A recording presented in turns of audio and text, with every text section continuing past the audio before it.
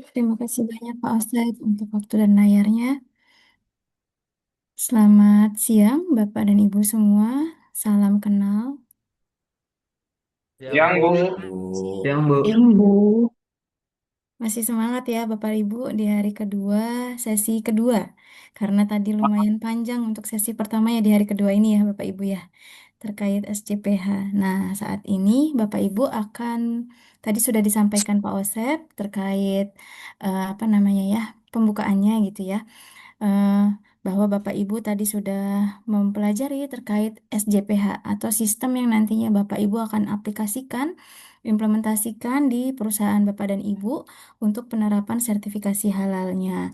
Nah, saat ini mulai kita akan menyusun bagaimana sistem itu nantinya akan diterapkan di perusahaan Bapak dan Ibu, maka Bapak Ibu harus memiliki suatu pedoman terhadap sistem yang diterapkan di tempat perusahaan Bapak dan Ibu menjadi suatu bentuk manual atau buku petunjuk seperti itu ya Bapak Ibu ya, yang di dalamnya berisi terkait pengertian-pengertian dari sistem jaminan produk halal itu sendiri apa, kemudian dari kriteria-kriteria halalnya dan juga prosedur-prosedur ataupun langkah-langkah kerja yang nantinya Bapak Ibu terapkan di perusahaan Bapak dan Ibu.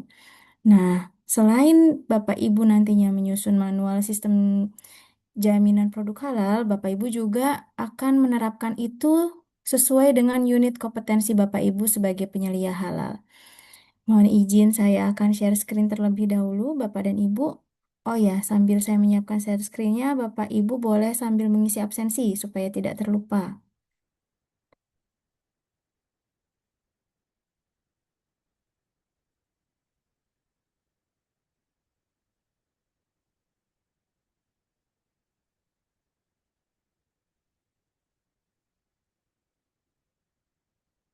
Nah, di dalam layar saya ini sudah ada namanya itu penetapan standar kompetensi kerja nasional Indonesia nomor 21 tahun 2022 terkait jabatan kerja sebagai penyelia halal.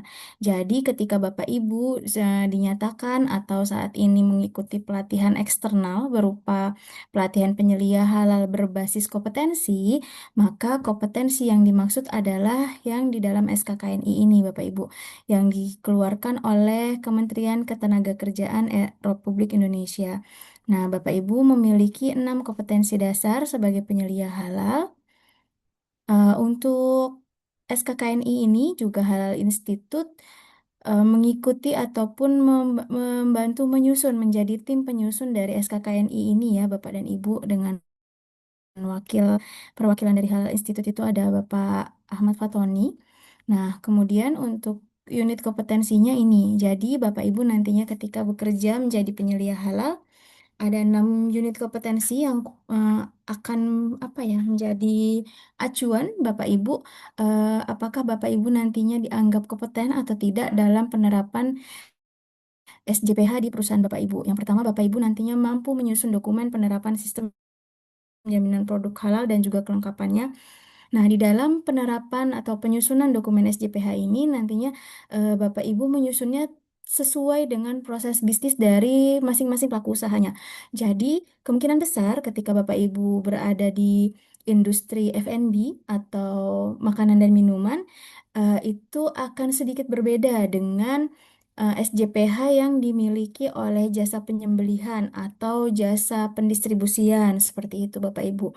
Namun kalau misalnya seperti industri farmasi, industri kosmetik, obat-obatan itu masih memungkinkan dari struktur apa namanya struktur isi dari SJPH-nya ini masih sama, masih relevan. Tapi kalau misalkan untuk jasa itu nantinya akan sedikit berbeda seperti itu Bapak Ibu karena nanti ruang lingkup pemeriksaannya pun dan juga titik kritisnya sedikit berbeda. Kemudian nanti setelah Bapak Ibu memiliki kompetensi yang pertama terhadap penyusunan dokumen, Bapak Ibu diharapkan mampu untuk menyiapkan dokumen daftar bahan dan dokumen pendukungnya. Di sini yang dimaksud dengan dokumen pendukungnya itu seperti yang tadi sudah disampaikan di materi SJPH, Bapak Ibu kan di dalam penyusunan daftar bahan ada apa namanya dokumen pendukung bahan, bisa berupa sertifikat halal, COA, spesifikasi bahan dan lain sebagainya. Nah, yang dimaksud dengan dokumen pendukung itu seperti itu ya Bapak Ibu. Nah, setelah itu ada unit kompetensi yang ketiga mengenai mengawasi bahan proses dan produk halal. Ini akan kita bahas besok ya Bapak Ibu di materi selanjutnya. Kemudian selanjutnya ada unit kompetensi keempat terkait melakukan penanganan produk yang tidak memenuhi kriteria halal. Kalau dalam penyusunan Bapak Ibu merencanakan atau merancang suatu proses bisnis dengan ruang lingkupnya, kemudian Bapak Ibu menyiapkan dokumen-dokumennya, daftar bahannya, prosedurnya, dan lain sebagainya. Nah, Bapak Ibu setelah itu Bapak Ibu mulai memproses atau mulai melakukan suatu tindakan produksi gitu ya. Pada saat produksi itu ada kedatangan bahan, terus persiapan bahan, proses. Nah, pada akhirnya menghasilkan suatu produk. Produk yang dapat dikatakan menjadi suatu produk halal ketika dia sudah diverifikasi terus dan tersertifikasi halal gitu ya Bapak Ibu ya. Kemudian si produk yang ini nantinya apakah dia masuk ke dalam kategori atau kriteria halal atau tidak halal. Nah, Bapak Ibu nanti diharapkan setelah mengikuti pelatihan ini mampu untuk menilai atau melakukan penilaian terhadap produk tersebut, apakah masuk ke dalam kriteria halal atau tidak. Karena bisa jadi pada kesempatan sebelumnya ketika Bapak Ibu produksi, mungkin ada produk-produk yang dianggap tidak sesuai dengan kriteria halal. Namun karena Bapak Ibu belum mengetahui terkait definisi dari produk yang halal dan produk yang tidak halal, maka dianggap seluruh produknya adalah halal. Namun ketika Bapak Ibu sudah mengikuti pelatihan, nanti Bapak Ibu akan bisa menilai atau mampu melihat perbedaannya antara produk itu dihasilkan dari produk yang tidak halal dan produk yang memang sesuai dengan kriterianya yaitu halal gitu Bapak Ibu. Kemudian selanjutnya nanti ada unit kompetensi yang kelima terkait melakukan audit internal penerapan SJPH dan melakukan evaluasi tindak lanjut hasil audit internal. Nah, di dalam unit kompetensi satu ini pada saat menyusun dokumen penerapan sistem jaminan produk halal, nanti ada 3 elemen kompetensinya, Bapak Ibu, yang nanti Bapak Ibu kita akan bahas bersama ya terkait penentuan ruang lingkup atau proses bisnis pelaku usaha dan juga melakukan analisis resiko titik kritis kehalalannya serta menyusun manual halal, prosedur, instruksi kerja serta penerapan dan kelengkapannya di eh, pelaku usaha. Selanjutnya kita masuk pada pembahasan materi kita siang ini.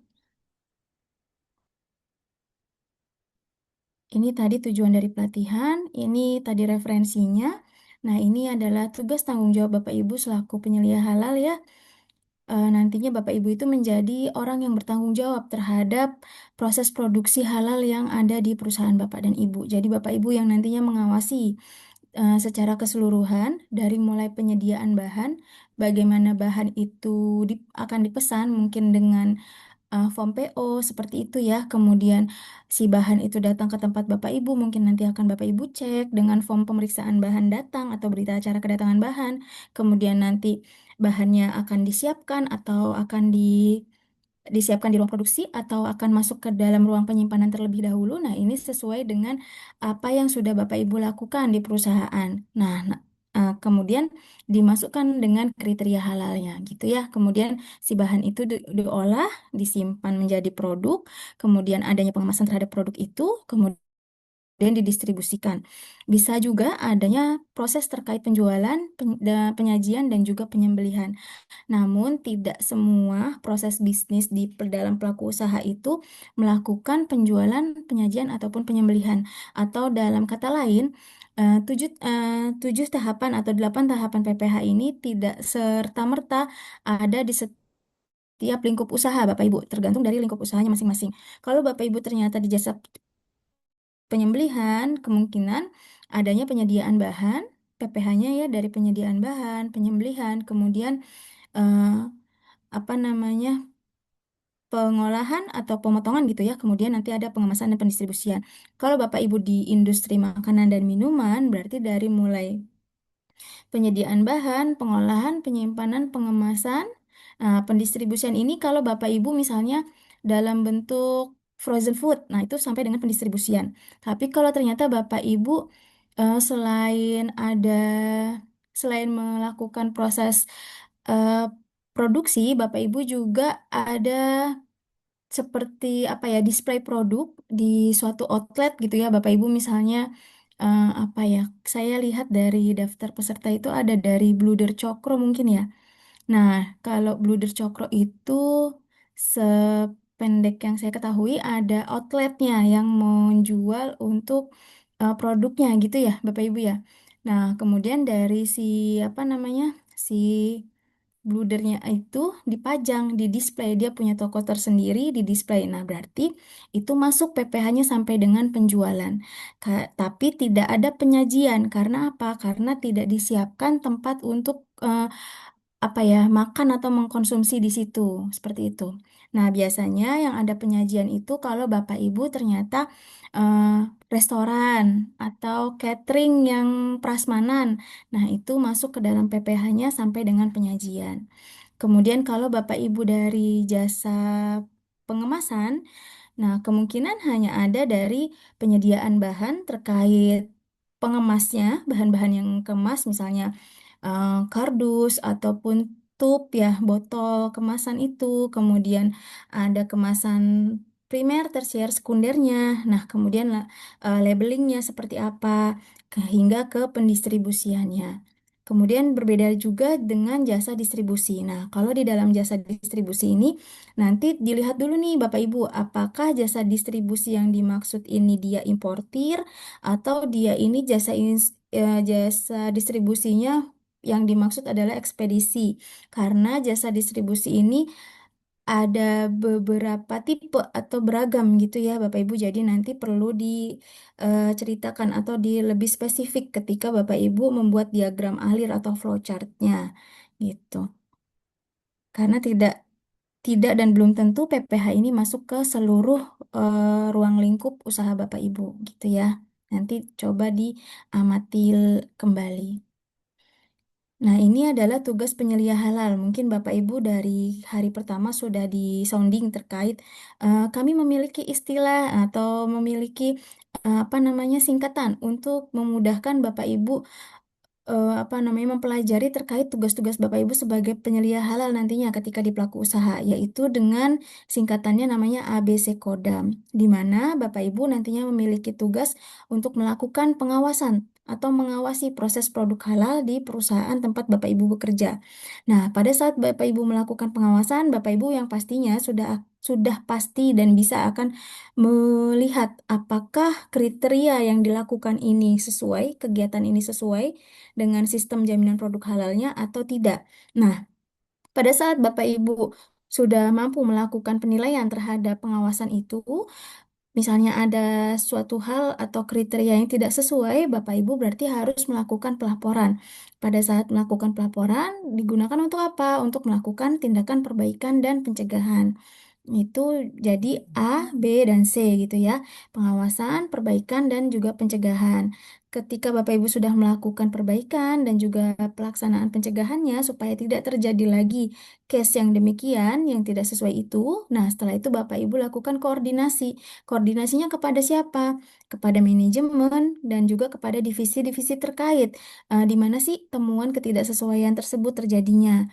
Oh, ternyata adanya di bagian purchasing nih, purchasingnya karena saking padatnya permintaan dari bagian lain produksi, jadi dia kewalahan untuk mencari supplier atau vendor yang mampu untuk menyuplai eh, kualitas dan juga kuantitas dari bahan yang akan digunakan untuk produksi. Nah, berarti Bapak Ibu nanti diharapkan mampu untuk mengkoordinasikan hal tersebut kepada bagian purchasing, misalnya seperti itu. Di mana kendala atau kesulitan dari purchasing sehingga dia tidak bisa apa namanya, mendatangkan bahan sesuai dengan daftar bahan halal misalnya seperti itu. Nah, nanti Bapak Ibu koordinasikan, diskusikan bersama sehingga nanti bisa mendapatkan solusinya dan juga tindakan perbaikan serta pencegahannya tersebut. Nah, kemudian tugas penyelia halal yang keempat itu adalah mendampingi auditor halal. Auditor halal yang dimaksud ini adalah auditor dari LPH pada saat melakukan pemeriksaan Bapak Ibu. Jadi kalau Bapak Ibu mau melakukan pendaftaran sertifikasi halal. Nah, Bapak Ibu kan menyusun dulu nih dokumen-dokumen untuk persiapan auditnya. Kemudian nanti Bapak Ibu akan mendaftarkan di Si Halal di aplikasi BPJPH.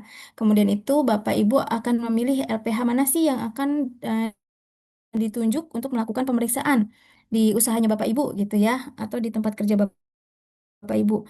Pada saat pengajuan LPH itu nantinya akan ada auditor yang datang ke tempat Bapak Ibu. Nah, karena Bapak Ibu selaku penyelia halal, selaku yang menyusun si manual SJPH-nya ini dari mulai informasi pelaku usahanya, kemudian prosedur-prosedur kegiatan hariannya, dan juga form-form kontrolnya, maka nanti Bapak Ibu kan yang berarti setidaknya lebih mengetahui dengan pastinya apa yang terjadi atau kegiatan yang dilakukan atau PPH yang dilakukan oleh si perusahaan. Maka Bapak Ibulah yang wajib untuk mendampingi auditor halal. Jadi ketika auditor memverifikasi sesuatu hal yang mungkin dia tidak ketahui atau dia mencoba menelusur, jadi Bapak Ibu sudah memiliki apa ya namanya? Memiliki data atau dokumen yang mampu untuk ditunjukkan kepada auditor. Seperti itu Bapak Ibu ya. Nah, pada saat Bapak Ibu nantinya akan melakukan penyusunan dokumen atau manual SJPH ini, salah satu persyaratannya awal itu adalah legalitas usaha, di mana legalitas usaha yang wajib ada itu adalah NIB Bapak Ibu.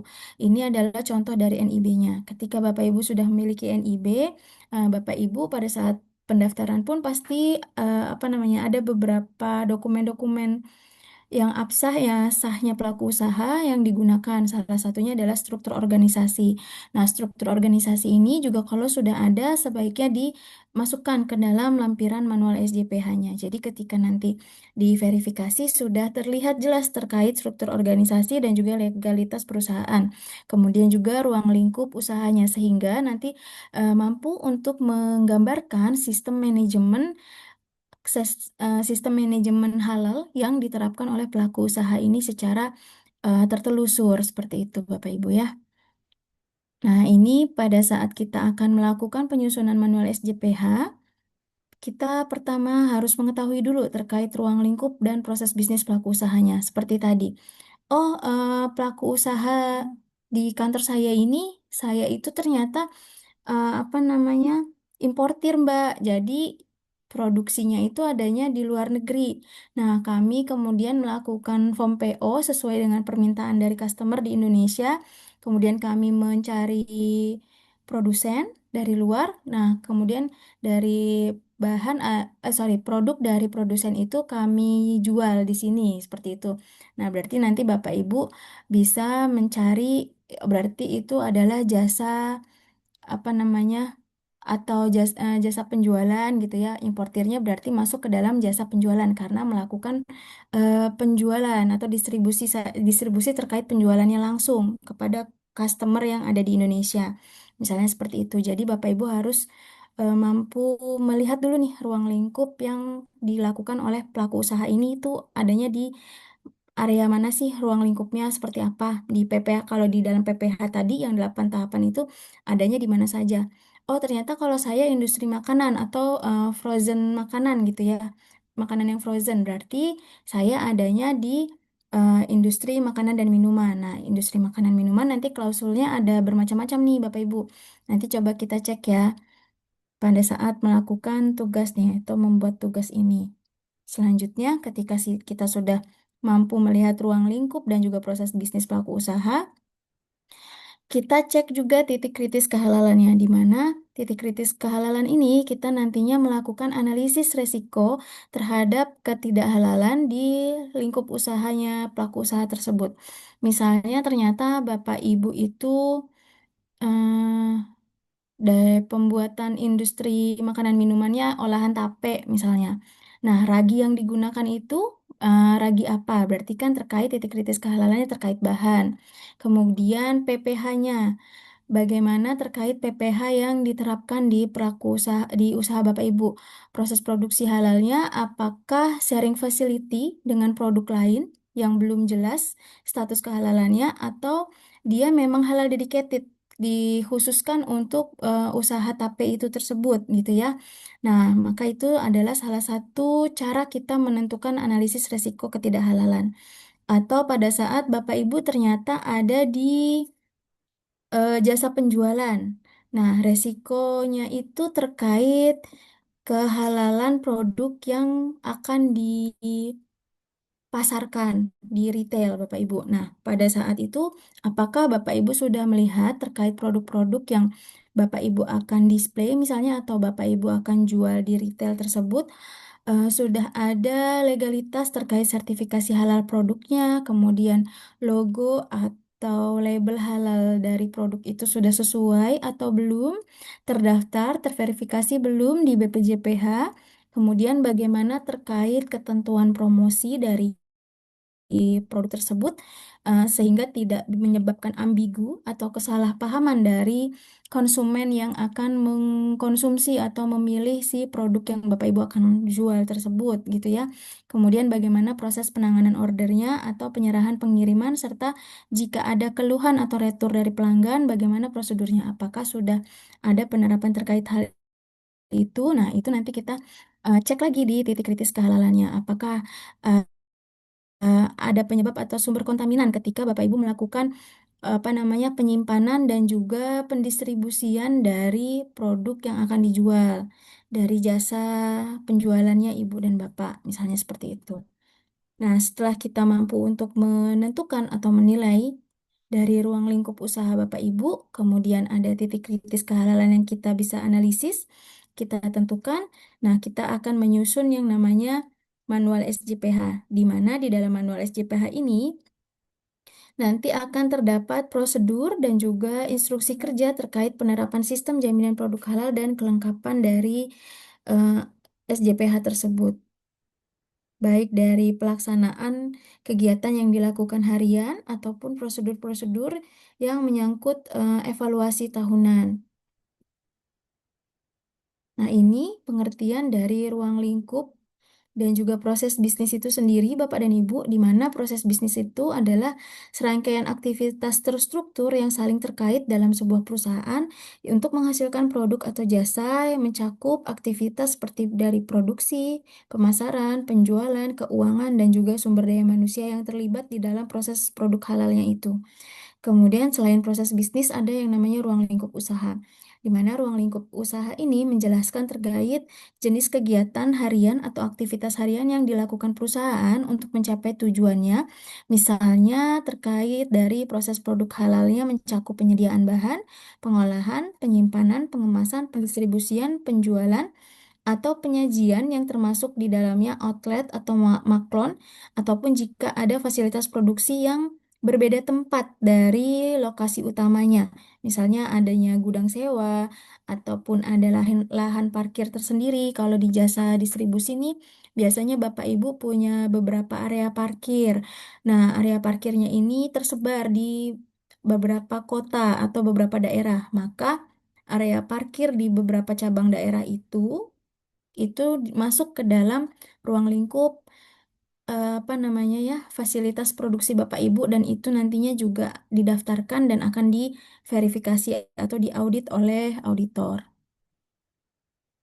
Selanjutnya, pada penentuan identifikasi titik kritis atau titik kritis ketidakhalalan itu adalah suatu kondisi di mana terdapat kemungkinan bahannya berasal dari bahan yang haram atau najis, kemudian kondisi lingkungannya atau fasilitas produksinya juga terkontaminan terhadap bahan atau benda haram ataupun najis yang dimungkinkan prosesnya juga tidak memenuhi dengan standar kehalalan. Misalnya, Bapak Ibu di distribusi nih, peralatannya baru digunakan untuk mengangkut bahan daging sapi import. Tapi ternyata di dalam daging sapi import itu ada obat. Nah, obat ini belum diketahui nih kandungan dari obat itu apa atau pil lah ya, pil kapsul itu. Nah, apakah itu mengandung gelatin atau tidak?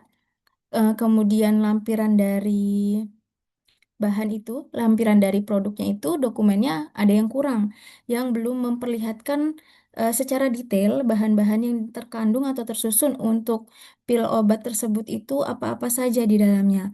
Atau kalaupun sudah ada, biasanya ada lampirannya gitu ya Bapak Ibu, tapi belum terlihat jelas apakah pil ini mengandung gelatinnya dari gelatin hewan atau gelatin tumbuhan atau nabati. Nah, itu yang belum tertelusur. Kemudian dari hewan halal ataupun yang eh, hewan haram itu belum terlihat dengan jelas. Biasanya seperti itu. Jadi dokumen pendukungnya sudah ada, tapi belum terlihat detailnya. Nah, sehingga Bapak Ibu nantinya ketika menangani produk tersebut di jasa distribusi, maka Bapak Ibu harus mampu membuat identifikasi terkait produk yang Bapak Ibu tangani nih. Misalnya ada 3 identifikasi terkait produk yang jelas halal dengan sertifikat halal terlampir, legalitasnya verifikasi dari nomor ID sertifikat halalnya itu juga sudah jelas ya terverifikasi. Kemudian yang kedua adalah identifikasi terkait produk atau bahan itu yang belum jelas kehalalannya.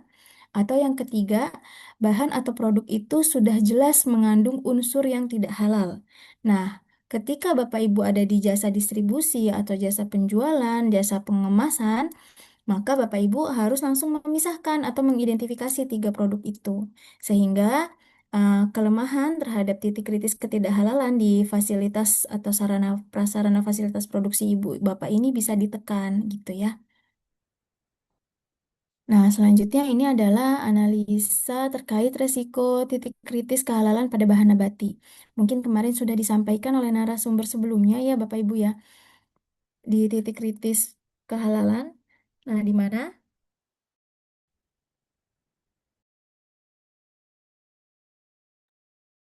Di mana ketika bahan itu bersumber dari bahan nabati, tidak ada pengolahan dan tidak ada bahan tambahan apapun, itu mencakup masuk ke dalam tidak kritis atau kalau kita bisa mengecek ada di KMA 13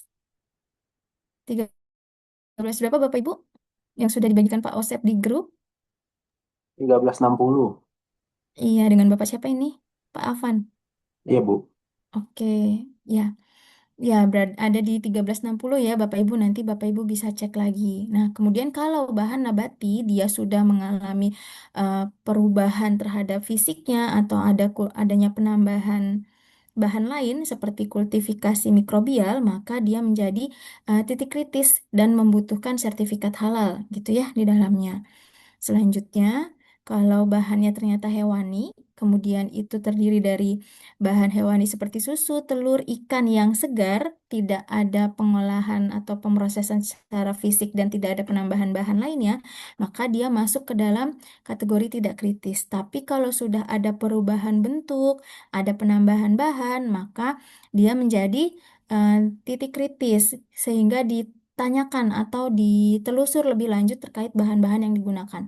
Misalnya Bapak Ibu melakukan apa ya, frozen terkait hasil laut. Nah, apakah ada penambahan terkait apa namanya pengawet yang digunakan di dalam frozen food tersebut atau ternyata si ikannya langsung di fillet aja, tidak ada penambahan atau tidak ada pencucian dengan bahan selain air.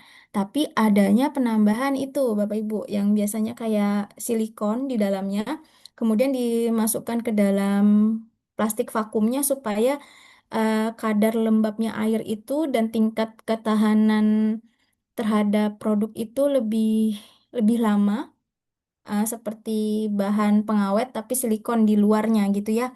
Nah, berarti kan Bapak Ibu ada penambahan terkait itu, maka hal itu atau si bahan pengawet silikon yang berbeda dari fisik si ikan filet ini itu juga harus dimasukkan ke dalam apa namanya ya daftar bahan nantinya dan juga itu menjadi titik kritis di mana kemungkinan adanya kontaminasi silang terhadap silika gel itu dengan si produk yang Bapak Ibu hasilkan gitu ya. Jadi ya silika gelnya itu juga wajib untuk memiliki sertifikat halal.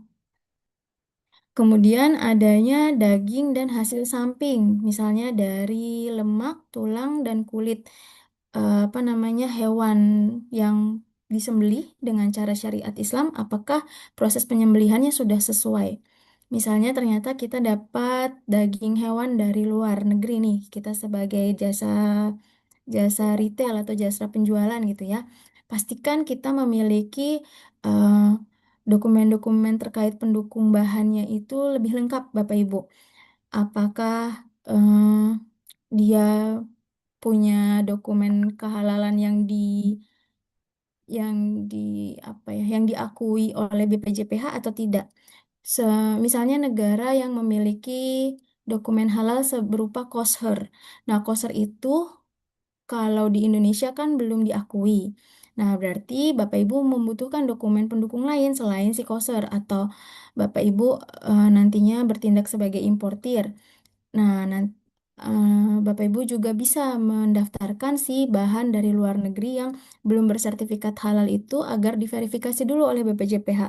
Apakah statusnya ini halal atau tidak gitu ya Bapak Ibu ya. Jadi nanti tergantung Bapak Ibu ruang lingkupnya di mana, kemudian produk yang Bapak Ibu tangani itu apa seperti itu.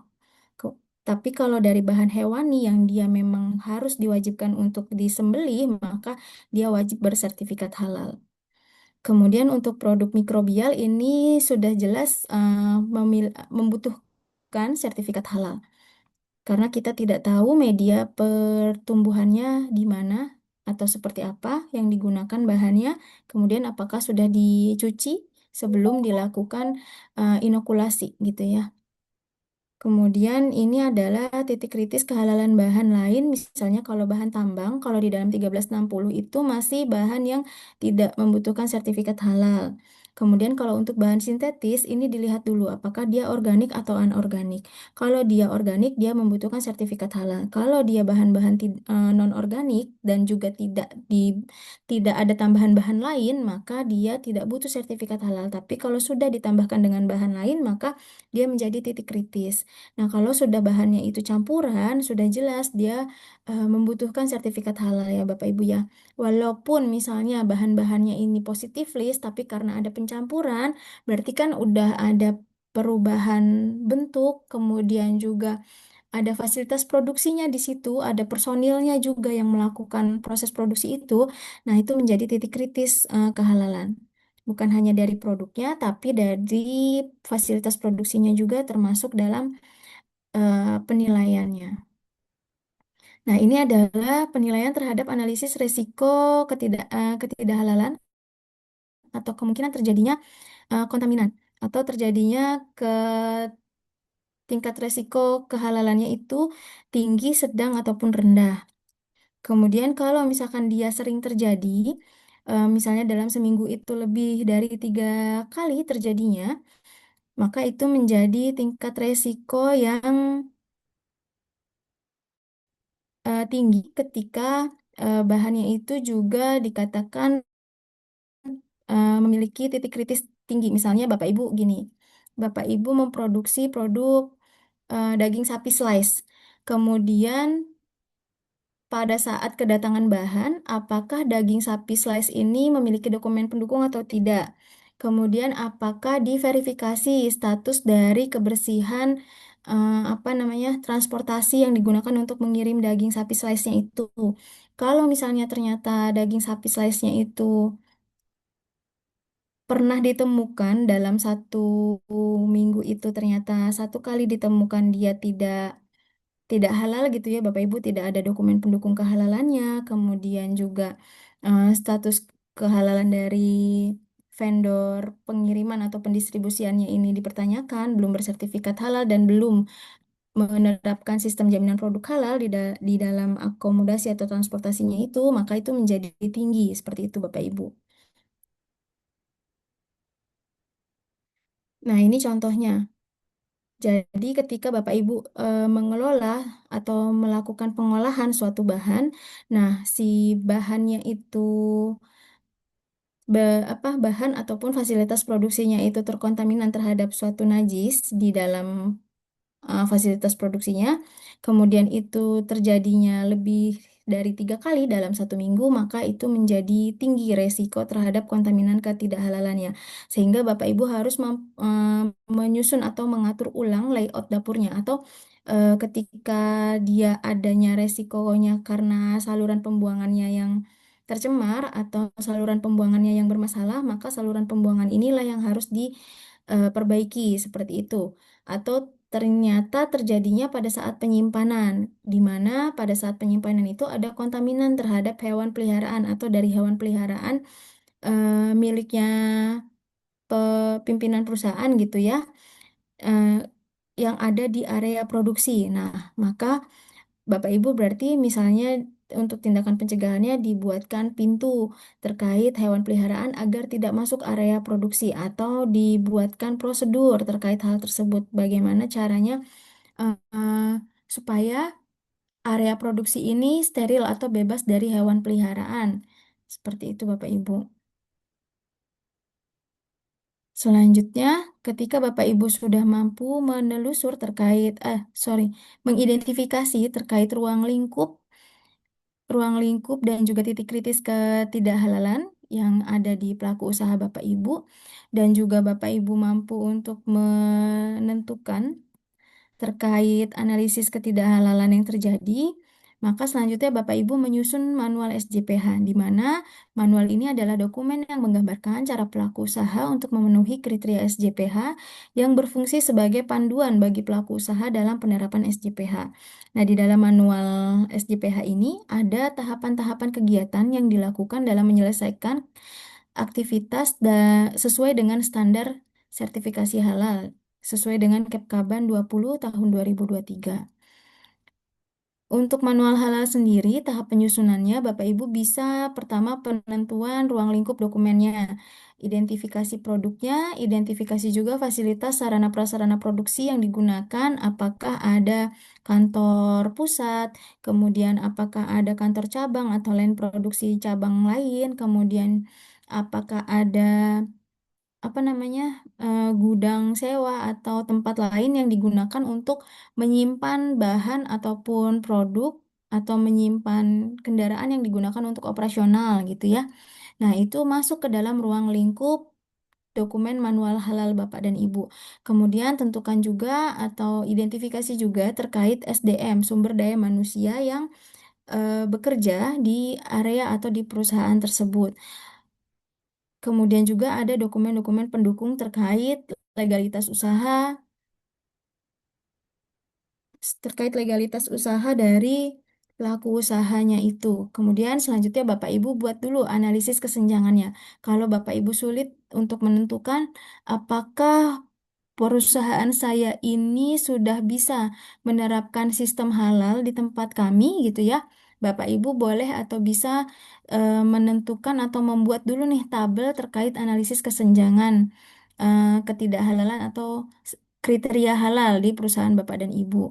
Kemudian tentukan juga format manual SJPH yang akan dibuat. Apakah format bebas sesuai dengan desain dari perusahaan Bapak dan Ibu yang ditambahkan tentang atau terkait kriteria halal di dalamnya sesuai dengan Kepkaban 20 tahun 2023 atau dengan format template yang sudah ada dari pelatihan yang didapatkan dari Halal Institute ini atau dari format manual SJPH yang ada dalam web BPJPH. Tentukan dulu formatnya, kemudian buat manualnya dan juga lampiran-lampirannya. Nanti lampirannya ini seiring jalannya pada saat Bapak Ibu menyusun manual SJPH itu biasanya akan bertambah atau justru malah ada yang dikurangi, seperti itu lampirannya. Itu boleh tergantung dari kebutuhan dan juga apa ya, menjawab implementasi dari 5 kriteria SJPH Bapak dan Ibu. Selanjutnya, diperiksa dulu terkait implementasi manual halal yang telah dibuat, baik itu tentang kebijakan-kebijakan yang sudah disusun, prosedurnya, kemudian form-form pengecekan hariannya, apakah sudah sesuai dan bisa di checklist untuk hariannya atau terlalu sulit. Kalau terlalu sulit berarti Bapak Ibu bisa menyesuaikan dengan kebutuhan dan kemampuan di SDM di perusahaan Bapak dan Ibu. Kemudian lakukan perekaman. Ini yang terpenting ya Bapak Ibu. Jadi ada dokumentasi terkait apa-apa yang Bapak Ibu sudah susun, sudah rencanakan. Kemudian Bapak Ibu lakukan tindakan pengawasannya pada saat harian. Kemudian lakukan audit internal. Ketika audit internal ini dilakukan juga mohon untuk dapat menyimpan bukti dari kegiatan audit internalnya tersebut. Nah, setelah itu kita lanjut ke verifikasi lagi dokumen manualnya beserta lampiran yang telah dibuat. Apakah sudah sesuai dan menjawab menjawab apa namanya pengawasan di harian atau belum. Ternyata ada yang terlewat nih tahapannya pada saat Bapak Ibu mengecek form pengawasannya. Maka Bapak Ibu tambahkan terlebih dahulu form pengawasan yang dibutuhkan. Kalau memang sudah sesuai, sudah bisa digunakan untuk checklist harian, pengawasan harian, maka Bapak Ibu wajib untuk melakukan sosialisasi terkait manual SJPH dan juga prosedur yang telah dibuat tersebut. Kepada siapa? Kepada bagian terkait, ke bagian ibu, ibu bapak gitu ya. Kemudian kepada bagian-bagian terkait proses produk halal yang itu berlangsung dan juga ke manajemen atau pimpinan puncaknya. Nah, ini adalah penentuan ruang lingkup dokumen Bapak Ibu. Jadi tadi pertama pahami dulu proses bisnisnya, ruang lingkup usahanya, identifikasi dulu bagaimana cara atau proses kerja pelaku usaha perusahaan itu, apakah bisnis retail atau non-retail, kemudian ruang lingkupnya sesuai dari KMA 944 dan juga 1360 dia wajib bersertifikat halal atau tidak wajib bersertifikat halal gitu ya. Kemudian pastikan perusahaan kemudian pastikan juga bahwa produk-produknya ini juga bisa disertifikasi halal. Jangan sampai Bapak Ibu mengajukan sertifikasi halal tapi ternyata pelaku usahanya sendiri, manajemennya sendiri tidak mau mengganti bahan yang dianggap tidak halal atau memang jelas itu tidak halal, kemudian itu mau disertifikasi halal. Nah, itu kan tidak bisa. Tapi di dalam PP 42 itu ada ketentuan Bapak Ibu. Kalau Bapak Ibu memang produknya itu tidak halal, boleh mencantumkan atau melabeli, mendeklar bahwa produk itu tidak halal, itu tidak masalah, justru malah lebih baik. Jadi lebih informatif kepada klien ataupun customer yang akan memilih untuk produk yang akan dia gunakan, seperti itu. Selanjutnya, penentuan ruang lingkup dokumen. Setelah kita paham proses bisnisnya, kita tentukan ruang lingkup dokumennya. Identifikasi dulu terkait produk-produknya, nama-nama produknya, bentuk-bentuk produknya, kemudian bau, warna, rasa yang dihasilkan. Nah, kalau misalkan pakai nama produk dari kata serapan asing, apakah itu sekiranya artinya bagus, konotasinya, atau konotasi yang negatif? Kalau konotasi yang negatif, berarti Bapak Ibu perlu untuk melakukan tindakan perbaikan terlebih dahulu sebelum melakukan sertifikasi halal ini. Kemudian selanjutnya fasilitas produksi. Kalau ternyata Bapak Ibu ada sharing facility di line produksinya, pastikan bahwa bahan-bahan yang digunakan untuk sharing facility di sharing facility itu memang tidak mengandung bahan yang diharamkan. Seperti itu Bapak Ibu ya. Kemudian pabrik dan lokasi produksinya pun sama. Sumber daya manusianya ketika ternyata Bapak Ibu di dalam satu manajemen perusahaannya itu memproduksi produk yang tidak halal, maka sebaiknya SDM-nya pun ini terpisah. Sama seperti lokasi dan peralatan produksinya.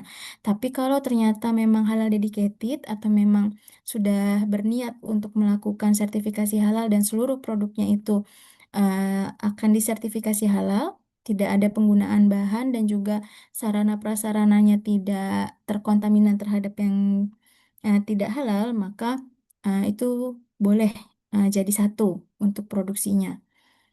Kemudian dokumen-dokumen pendukungnya juga harus berkaca kepada kriteria SJPH sesuai dengan peraturan Kepkaban nomor 20 tahun 2023. Kemudian ini ya Bapak Ibu dibuatkan daftar produknya, kemudian nanti dibuatkan juga formulir daftar bahannya, fasilitas produksi yang digunakan ada di mana saja, itu dimasukkan, dicantumkan dalam manual SJPH-nya. Kemudian SDM yang terlibat siapa-siapa saja itu nanti ada di tim manajemen halalnya. Kemudian ada form-form yang digunakan.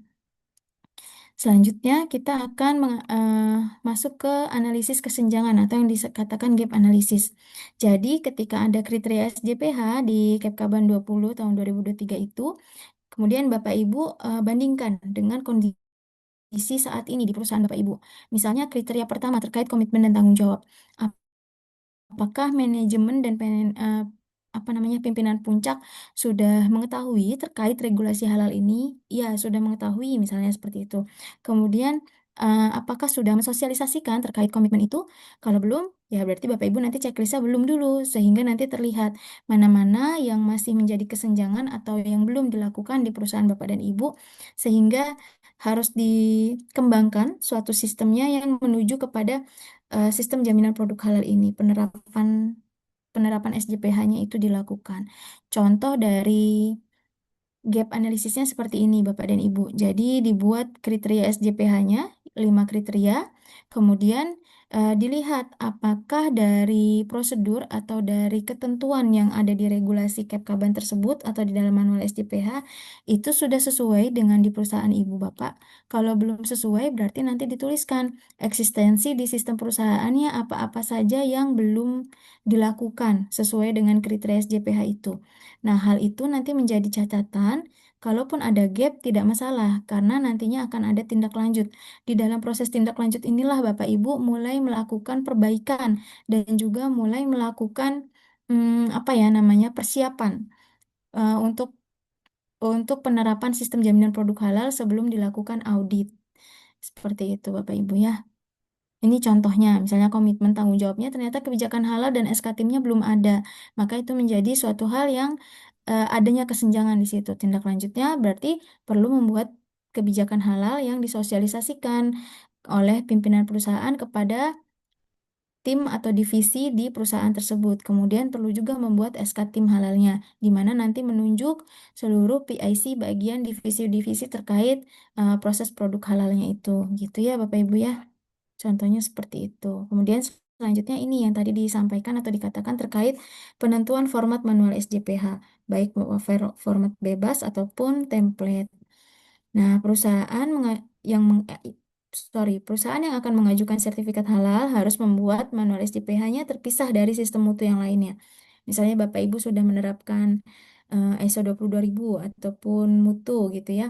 Kemudian Bapak Ibu sekarang mau menerapkan terkait sistem jaminan produk halalnya, SJPH-nya. Berarti Bapak Ibu nanti prosedurnya, manualnya, untuk manual panduannya itu harus terpisah dengan manual sistem lain. Tapi kalau untuk prosedurnya boleh menjadi satu, tapi itu menjadi prosedur internalnya perusahaan Bapak Ibu. Kemungkinan nanti pasti akan berbeda dengan prosedur internal perusahaan Bapak dan Ibu dengan prosedur internal perusahaan miliknya A, B, dan C itu. Kemudian, manual SJPH ini adalah dokumen perencanaan yang menggambarkan cara perusahaan untuk memenuhi kriteria SJPH sesuai dengan ruang lingkup SJPH perusahaan. Di sini kita dapat membuat hasil dari rencana penerapan dan juga gap analisisnya itu, apakah sudah semuanya sesuai atau belum nanti dapat terlihat. Kemudian manual SJPH-nya selanjutnya dijadikan panduan atau acuan dalam penyusunan dokumen SJPH dan penerapannya. Ini perbedaan antara format bebas dan format template ya Bapak Ibu. Kalau format bebas itu diperuntukkan bagi perusahaan yang telah menerapkan suatu sistem, baik itu sistem mutu atau keamanan pangan atau sistem lainnya. Kemudian isi manualnya yang penting sudah mencakup 5 kriteria SJPH berdasarkan rencana penerapan SJPH yang dilakukan oleh perusahaan itu. Kemudian, perusahaan juga menuliskan dan mendeskripsikan secara singkat mengenai cara pemenuhan kriteria SJPH-nya, dapat menuliskan terkait nama dan juga nomor prosedur yang diacu.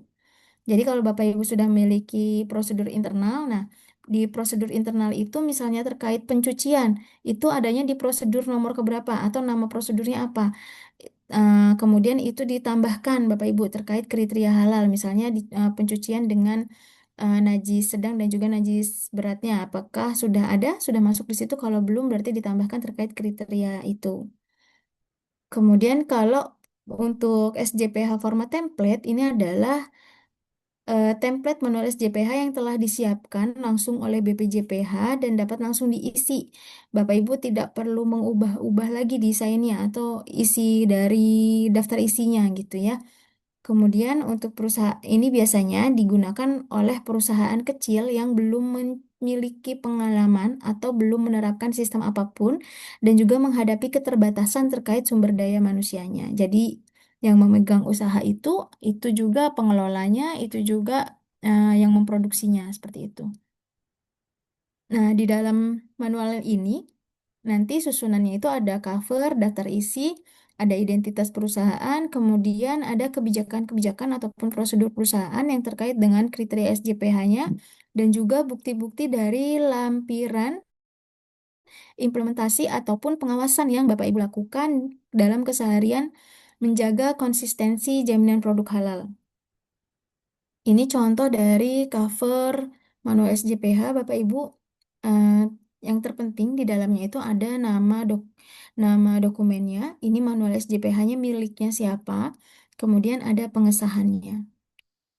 Selanjutnya daftar isi ini tidak ada format khusus, bisa seperti ini atau Bapak Ibu nanti menyesuaikan dengan isian dari manual SJPH format bebasnya perusahaan Bapak Ibu.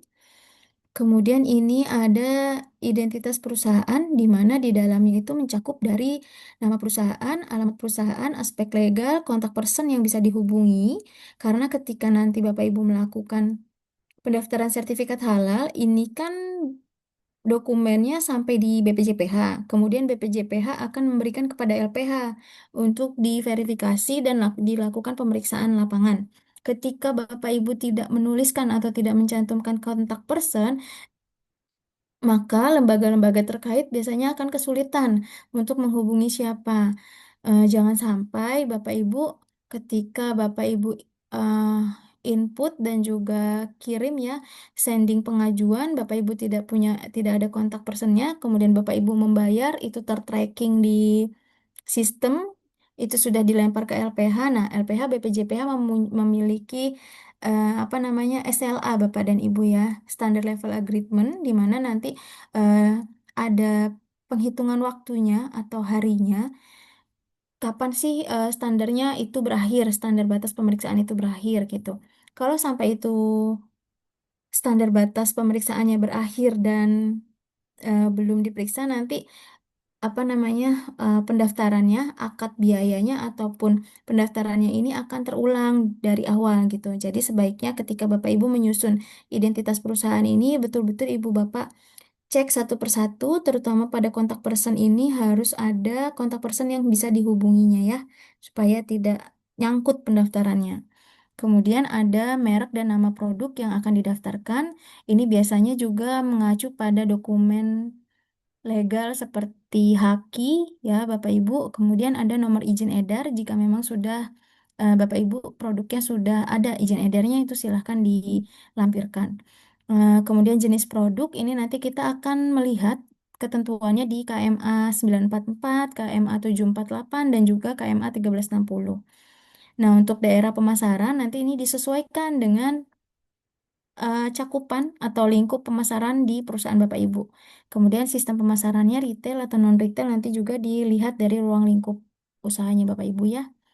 Selanjutnya ini adalah kebijakan dan prosedur perusahaan dalam memenuhi kriteria SJPH. Jadi kriteria SJPH itu ada 5.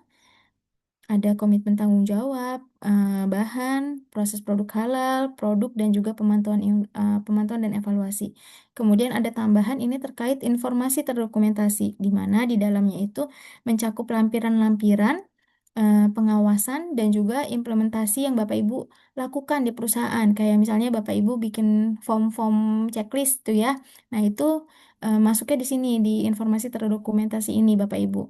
Bukti-bukti pengawasan harian itu masuknya di sini di informasi terdokumentasi. Ini contoh dari poster kebijakan halal di mana di dalamnya itu mencakup terkait komitmen perusahaan untuk melakukan standar perbaikan dan juga komitmen berkelanjutan terhadap jaminan produk halal yang Bapak Ibu sudah susun ini. Bagaimana pengawasan hariannya nanti agar konsistensi terhadap halal yang diproduksi itu bisa berjalan gitu ya. Kemudian ini ditandatangani oleh manajemen puncaknya. Jadi, untuk desain dari kebijakan halal ini tidak baku seperti ini, boleh didesain ulang oleh Bapak Ibu. Yang penting mencakup hal tersebut. Nah, kemudian ini adalah tanggung jawab, komitmen, dan juga tanggung jawab dari manajemen puncaknya dalam penetapan penyelia halal dan juga komitmennya untuk wewenangnya yang dilakukan pada PPH. Selanjutnya, bukan hanya untuk manajemen puncak, tapi boleh ditambahkan terkait tugas tanggung jawab per masing-masing divisi atau tim yang ada di dalam divisi yang ada di dalam tim manajemen halal tersebut mencakup proses produk halal itu. Nah, ini adalah contoh keputusan penetapan tim manajemen halal. Jadi nama-nama per divisinya yang tergabung atau yang terlibat di dalam proses produk halal itu nanti dimasukkan di sini nama-nama personilnya, jabatan personil itu, kemudian posisi mereka di dalam tim. Nanti bukti dari mereka sudah mengetahui atau sudah tersosialisasikan terkait tugas tanggung jawabnya itu ada di tanda tangannya ini. Dan juga ada bukti terkait kegiatan sosialisasinya. Nah, ini adalah prosedur terkait pembinaan sumber daya manusia, di mana di sini disampaikan bahwa eh, apa namanya pembinaan sumber daya manusia itu paling tidak untuk pelatihan internal itu setidaknya 1 tahun sekali. Ini menjelaskan bagaimana cara pelaku usaha ini membina sumber daya manusianya.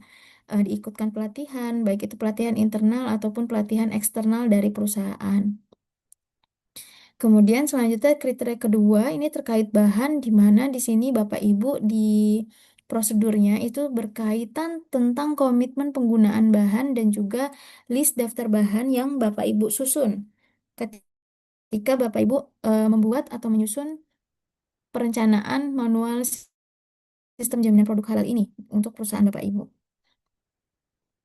Ini adalah lokasi, tempat, dan peralatan, di mana di dalamnya itu tertulis atau mencakup komitmen untuk menjaga lokasi, tempat, dan peralatan produksinya Bapak Ibu terbebas atau terhindar dari kontaminan dan juga najis.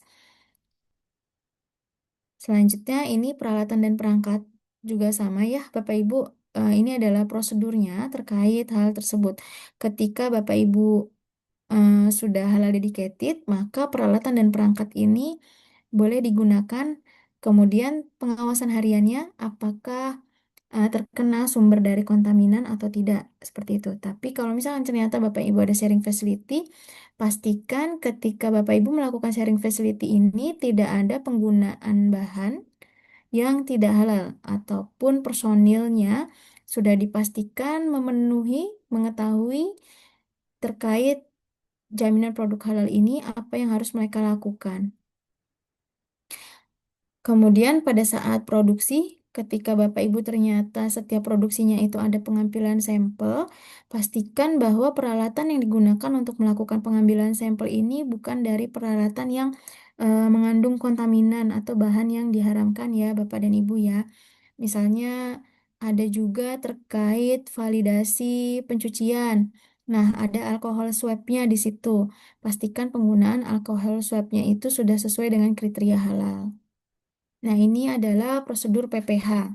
Di dalam prosedur PPH ini, dari mulai penggunaan bahan, kemudian penggunaan fasilitas produksinya, itu juga ada poin-poin pengawasannya, Bapak dan Ibu. Pastikan ketika Bapak Ibu nanti membuat prosedur internal perusahaan Bapak Ibu, mengacu pada prosedur ini.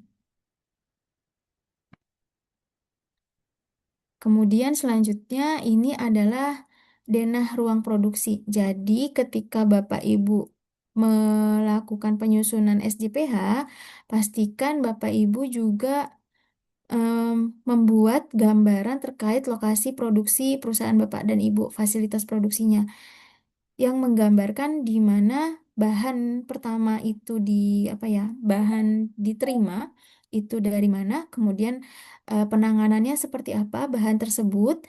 Kalau ini untuk ini ya makanan dan minuman atau di salah satu catering Bapak dan Ibu. Jadi ini terlihat bahwa bahan itu masuk di area dapur basah, kemudian nanti akan dipisahkan untuk ada area sortasinya ya, penimbangan, kemudian ada area persiapannya, ada pencucian, pemotongan. Nah, dari sini nanti akan masuk ke dapur kering di mana si bahan tersebut langsung diolah atau ada sebagian bahan kering yang disimpan di dalam gudang.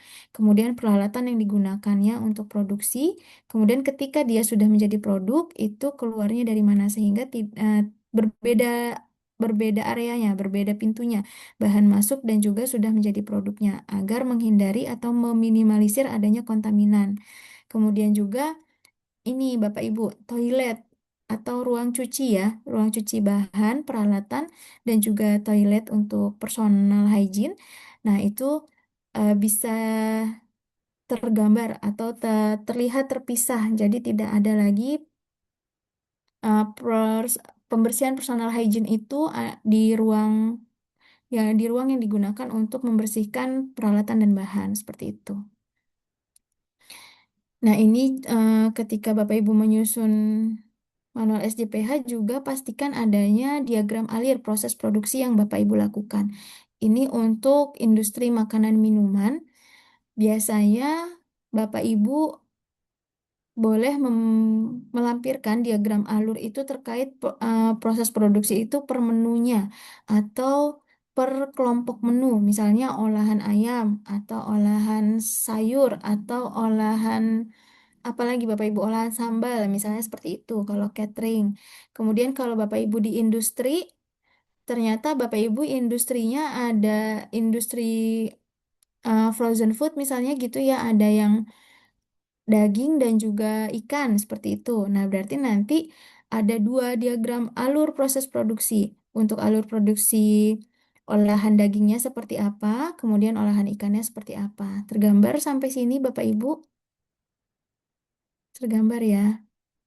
Nah, kemudian ini adalah contoh dari diagram alir proses produksi jasa pengemasan, di mana ketika jasa pengemasan, itu Bapak Ibu pada saat menerima order dari customer, Bapak Ibu harus tahu dulu nih, produk dari customer itu sudah bersertifikat halal atau belum diketahui, kemudian atau ternyata dia memang memiliki kandungan yang tidak halalnya. Nah, dari sini nanti Bapak Ibu langsung verifikasi terkait produknya itu dipisahkan antara produk halal, produk tidak halal, dan produk yang belum diketahui status kehalalannya. Nanti lain produksinya atau proses fasilitas produksinya serta orang yang apa namanya menangani itu personilnya dibedakan gitu atau batchnya yang dibedakan ya.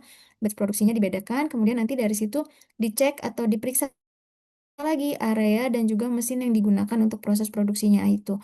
Apakah ketika sesudah dan sebelum digunakan untuk apa namanya pengemasan itu sudah dibersihkan atau belum. Jadi Bapak Ibu pastikan pemeriksaan terhadap cleaningnya. Kemudian ada line clearance-nya. Kemudian ada kepastian terhadap kontaminan yang kemungkinan terjadi ketika bahan ini lolos dari identifikasi atau tidak teridentifikasi seperti itu ya Bapak Ibu. Kemudian dari proses pengemasan, pastikan labelingnya itu juga sesuai. Apakah labeling dari apa namanya? Labeling kalau yang produk halal itu sudah sesuai dengan legalitasnya, diverifikasi dan juga divalidasi sertifikat halal dari produk customer itu memang terverifikasi sesuai dengan yang terdaftar di BPJPH atau belum, seperti itu Bapak Ibu. Kemudian periksa juga pada saat produk itu sudah jadi, pastikan area penyimpanannya pun terpisah dan penyerahan kepada pelanggannya itu sesuai dengan prosedur internalnya perusahaan Bapak dan Ibu. Nah, selanjutnya ini adalah flow chart dari jasa distribusi, di mana Bapak Ibu juga sama ya melakukan identifikasi terkait status kehalalannya terlebih dahulu, baru nanti ditangani produknya itu berdasarkan status kehalalannya, dicek kembali eh, apa namanya dicek kembali fisik bahannya, kemudian dokumen-dokumen bahan yang diterima dan juga proses pengirimannya pastikan itu sesuai dengan persyaratan standar pada saat penggunaan transportasi dan juga gudang yang digunakan untuk proses penyimpanan sementaranya. Nah, untuk apa namanya mengecek validitas atau verifikasi dari sertifikat halal produk dan juga suatu jasa, suatu perusahaan jasa, Bapak Ibu bisa mengecek di bpjph.halal.go.id ini. Nanti Bapak Ibu cek nama produknya di sini. Nah, nanti dia akan keluar. Kalau dia produknya Indonesia ini, Bapak Ibu kliknya yang dicek produk halal yang ini yang biru. Tapi kalau ternyata Bapak Ibu dapat produknya itu dari luar negeri, Bapak Ibu bisa cek registrasi sertifikat halal luar negeri ini untuk produk-produk dari luar negeri. Selanjutnya ini adalah contoh diagram alir proses distribusi jadi dari mulai form PO itu ada, nah ini udah langsung dipisahkan. Kemudian tindakannya memverifikasi, kemudian mencatat nomor sertifikat halalnya, dan dilanjutkan ke proses identifikasi ataupun penandaan labeling terhadap produk yang akan ditangani. Kemudian didokumentasikan pencatatan dari produk yang akan didistribusikannya lagi, Bapak Ibu, dan komunikasikan kepada pelanggan. Apakah pelanggannya itu ada area tersendiri untuk apa ya namanya ini menangani produk halal itu. Kemudian selanjutnya ini ada kita masuk ke kriteria keempat terkait produk. Kalau tadi kita sudah memverifikasi dan memvalidasi dari fasilitas ataupun sarana prasarana produksi, sekarang kita melihat dari prosedur produknya, bahwa produk itu wajib didaftarkan ke BPJPH, kemudian dia memang diproduksi di fasilitas yang bebas dari kontaminan ya, ya. Kemudian terpisah antara bahan yang tidak halal dan juga halalnya. Terdaftar di BPJPH, menghasilkan produk yang aman untuk dikonsumsi. Jadi bukan hanya halal tapi juga aman untuk dikonsumsi ataupun digunakan kalau itu barang gunaan, dan juga menjamin ketelusuran terkait kehalalan produk yang diproduksi tersebut. Apakah dia berasal dari bahan yang sudah memenuhi kriteria atau belum? Kemudian penggunaan fasilitas kriteria fasilitas produksinya seperti apa? Kemudian untuk misalnya dia itu produk ecer, apakah sudah terdaftar dengan merek dagang yang sama untuk bahan yang disertifikasi halal dan juga dipasarkan sebelumnya? Itu kita harus mulai bisa pastikan. Ini juga terkait dengan prosedur ketelusuran Bapak dan Ibu. Dan juga pastikan produk halalnya itu tidak mengandung nama yang mengarah pada sesuatu yang diharamkan. Baik penamaannya, kemudian logo di kemasannya ya Bapak Ibu ya, itu juga mohon diperhatikan. Selanjutnya kita masuk ke kriteria kelima, yaitu pemantauan dan evaluasi. Di mana ketika kita sudah melakukan penyusunan penyusunan dan pembuatan manual SJPH-nya, di situ ada prosedur-prosedurnya, Bapak Ibu. Tadi ya prosedur terkait bagaimana perusahaan menjamin komitmennya, kebijakan halalnya itu, kemudian juga bahan-bahan yang digunakan, ada prosedur bahan, ada prosedur PPH-nya, ada prosedur produknya. Nah, sekarang kita membuat prosedur terkait pemantauan dan evaluasi, di mana di dalam prosedur pemantauan dan evaluasinya ini juga diketahui nih kegiatannya yang dilakukan itu untuk apa? Oh, ternyata untuk melakukan pemantauan evaluasi terhadap proses audit internal kaji ulang manajemen yang dilakukan di perusahaan apa gitu ya.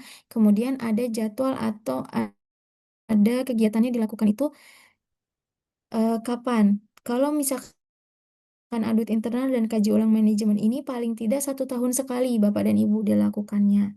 Jadi ada penjadwalannya.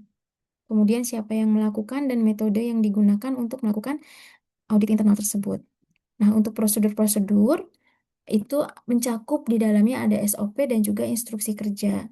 Bahwa prosedur halal ini merupakan penjelasan tata cara pelaksanaan SJPH yang dibakukan. Prosedur halal dapat berupa SOP, instruksi kerja, jadwal, internal memo, form checklist yang digunakan dalam kegiatan harian perusahaan, dan juga prosedurnya dapat berupa tahapan kegiatan yang ditulis langsung di manual SJPH.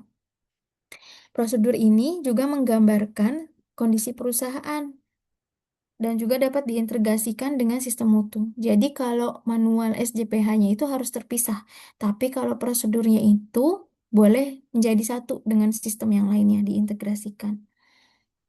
Prosedur halal merupakan dokumen yang terkendali, jadi ada identitas dokumennya, baik itu nama dokumen atau nomor dokumennya, kemudian ada kolom pengesahannya dan juga kolom revisinya jika memang ada tambahan atau revisi ke depannya. Kemudian ini didistribusikannya kepada siapa, nanti ada formnya tersendiri. Isi dari prosedur itu mencakup tujuan, ruang lingkup, daftar istilah, referensi standar, dokumen terkait, dan juga penjelasan kegiatan yang dilakukan harian, dan juga pengesahannya. Nah, ini adalah tata cara pembuatan prosedur, Bapak Ibu. Bapak Ibu pertama kali itu harus memahami dulu terkait aktivitas yang akan dibuat prosedurnya dan juga siapa personil yang akan terlibat. Misalnya ternyata Bapak Ibu ada di jasa penjualan. Nah, di jasa penjualan berarti Bapak Ibu harus mengetahui nih awal mulanya si produk ini dihasilkan dari produsen apa, kemudian sudah bersertifikat halal atau belum, diidentifikasi tiga identitas produk itu tadi ya, Bapak Ibu, halal, jelas tidak halal, dan juga belum diketahui status kehalalannya. Nah, setelah itu Bapak Ibu lakukan pengendaliannya. Misalnya terkait apa namanya penanganan produk itu, berarti Bapak Ibu verifikasi dokumennya, kemudian Bapak Ibu buatkan list daftar produknya, evaluasi juga secara berkala dari daftar produk yang Bapak Ibu sudah buat itu. Apakah ada perubahan atau ada produk baru dari produsen-produsen tersebut atau tidak. Kemudian resiko terhadap kontaminan yang ada atau yang terjadi dari produk yang Bapak Ibu nantinya akan display atau akan jual itu. Nah, langkah-langkah tersebut dituliskan dalam suatu poin-poin sehingga bisa menjadi kegiatan harian yang bisa didiskusikan dan juga bisa direvisi bagiannya kalau ternyata dalam hariannya dilihat atau dinilai adanya sudah tidak sesuai nih dengan apa yang dilakukan atau dengan standar mutu atau standar acuannya gitu. Jadi Bapak Ibu bisa merevisi terkait klausul tersebut. Kalau ternyata di dalam prosedur internal Bapak Ibu sekarang belum memuat klausul halalnya, maka prosedur internal Bapak Ibu boleh direvisi ditambahkan dengan klausul halal di dalamnya. Jadi Bapak Ibu tidak merombak atau tidak membuat dari nol lagi terkait prosedur internal di perusahaan Bapak Ibu. Hanya tinggal menambahkan terkait klausul halal di dalamnya. Kemudian susun rancang prosedur dalam format yang sesuai. Kemudian lakukan evaluasi rancangan prosedurnya, siapa yang terlibat. Jika diperlukan, lakukan visitasi lokasi dan simulasi aktivitas kritis yang dibuat prosedur tersebut. Pastikan bahwa prosedurnya dapat disetujui. Kemudian seluruh personilnya juga sudah mengetahui prosedur yang baru tersebut dan baru diimplementasikan setelah semua personilnya mengetahui prosedur itu dengan detail. Kemudian disahkan. Nah, untuk penyusunan prosedurnya, prosedur ini tertulis baik berupa SOP ataupun instruksi kerja harus dilengkapi dengan formulir. Formulir ini adalah formulir penerapan prosedur yang berisi aktivitas harian yang dilaksanakan sesuai dengan isi prosedur yang bersangkutan. Misalnya tadi jasa penjualan. Kemudian kan kalau jasa penjualan itu ada apa namanya penyerahan atau form pengiriman misalnya ya ke apa namanya ke customer gitu ya. Nah, maka Bapak Ibu coba pada saat proses pengiriman itu lakukan atau buatkan form verifikasinya. Apakah verifikasi dari produk yang akan dikirimkan itu sudah sesuai dengan permintaan dan sudah sesuai dengan kriteria standar yang berlaku di perusahaan Bapak dan Ibu. Kalau sampai terjadi retur, bagaimana yang harus dilakukan oleh perusahaan, gitu ya. Nah, itu juga wajib untuk Bapak Ibu tuliskan. Nah, ini adalah salah satu contoh prosedur penerimaan bahan Bapak Ibu. Jadi, tadi kalau kita akan menyusun prosedur itu, ada nama atau kode prosedurnya, kemudian ada masa berlakunya. Ini diberlakukan sejak kapan? Pastikan juga sudah disosialisasikan. Nah, ini revisi ketika memang ada revisiannya. Kemudian ada tujuannya, tujuan prosedur ini untuk apa gitu ya. Kemudian ruang lingkup, istilah, referensinya, dokumen-dokumen terkait ini adalah form-form kontrolnya Bapak dan Ibu. Misalnya karena ini prosedur penerimaan bahan, jadi form kontrolnya itu adalah form pengecekan kebersihan kendaraan. Karena penerimaan bahan tidak lepas dari kita mengecek kendaraan transportasinya, apakah sudah bersih atau belum. Kemudian bahan dan peralatan yang dikirimkan itu sudah sesuai atau belum dengan permintaan. Nah, ini adalah prosedur-prosedurnya atau tata laksana kerjanya, instruksi apa namanya? Tahapan-tahapan pekerjaannya. Misalnya di persiapan penerimaan bahan, pastikan area penerimaannya bahan tuh bersih, terorganisir seperti apa gitu ya Bapak Ibu nanti ketika sosialisasi disampaikan kepada personil sehingga mereka mengetahui dengan pasti. Kemudian bebas dari barang-barang yang tidak relevan. Maksudnya seperti apa yang Bapak Ibu sampaikan. Kemudian sediakan fasilitas yang memadai, susun tim penerimaan. Jangan sampai kita menuntut tapi ternyata fasilitasnya itu belum memadai. Nah, seperti itu Bapak Ibu ya. Kemudian verifikasi dokumennya, periksa sertifikat halalnya, periksa juga fisik barangnya apakah sudah sesuai dengan kualitas dan kuantitas yang dibutuhkan. Selanjutnya, ketika Bapak Ibu sudah menyusun prosedur tersebut, coba Bapak Ibu implementasikan. Dari implementasi itu atau dari simulasi itu, Bapak Ibu nanti bisa melihat hasil evaluasinya. Apakah sudah bisa nih diterapkan harian atau ternyata belum mampu menjawab terhadap pengawasan hariannya. Kalau belum mampu terjawab terhadap pengawasan harian, berarti Bapak Ibu mungkin bisa menambahkan atau mengedit kolom pengawasannya itu. Sehingga apa yang diawasi itu sesuai dengan yang di checklist gitu ya, atau yang dilakukan penilaiannya. Kalau sudah sesuai, maka periksa lagi efektivitas dari kebijakannya itu. Kalau sudah, baru ditandatangani, disahkan. Nah, ketika Bapak Ibu melakukan simulasi terkait apa namanya implementasi prosedur ini, Bapak Ibu jangan lupa untuk merekam atau menyimpan dokumen kegiatannya, baik itu berita acaranya, kemudian juga foto atau video kegiatannya, siapa saja yang hadir ketika simulasi itu, sehingga Bapak Ibu nanti bisa menambahkan di dalam manual SJPH itu dan nanti terlihat tertelusur tuh apakah eh, prosedur ini sudah terverified atau sudah bisa diimplementasikan atau belum. Kemudian nanti kalau ada tindakan perbaikan selanjutnya atau berikutnya itu menjadi suatu catatan atau masukan tambahan seperti itu Bapak Ibu. Nah, ini adalah bukti implementasi SJPH.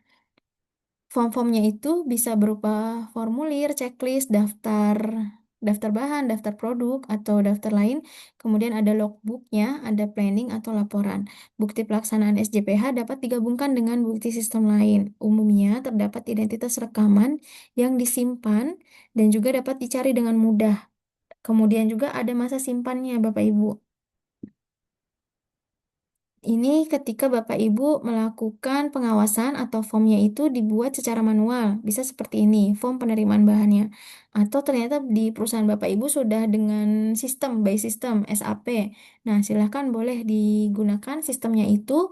Namun ketika auditor datang, mohon kerjasamanya untuk menunjukkan atau melihatkan terkait dari PPH-nya ya, Bapak Ibu ya, rantai PPH-nya di awal, dari pengadaan bahan hingga si bahan itu menjadi produk dan didistribusikan. Kemudian ini adalah catatan pembelian, contohnya. Kemudian ketika Bapak Ibu sudah tadi ya sudah implementasi, sudah disimulasi, Bapak Ibu lakukan sosialisasinya. Nah, sosialisasinya itu apa saja sih yang akan disosialisasikan? Oh, ternyata ada manual SJPH-nya, ada prosedur, instruksi kerja.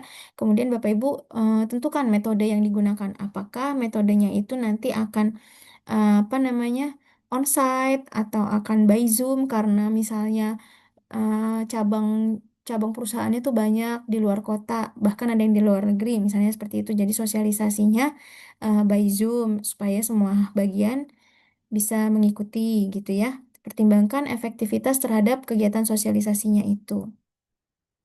Ini contoh dari dari sosialisasinya. Bapak Ibu bisa menerapkan dari banner ataupun brosur, atau ternyata Bapak Ibu mau sosialisasi ke vendor. Jadi menggunakan media elektronik seperti email atau WhatsApp itu silahkan. Tapi tidak bisa dengan telepon karena telepon itu tidak ada bukti tertulisnya Bapak dan Ibu ya. Atau Bapak Ibu mau itu apa namanya? Mau sosialisasikan kepada customer. Jadi ada di medsosnya, di Instagramnya mungkin atau di TikToknya silahkan. Ini adalah langkah-langkah sosialisasinya. Yang pertama Bapak Ibu siapkan dulu dokumen terkendalinya. Daftar penerima dokumennya siapa saja, sesuai jabatan dan juga struktur perusahaan.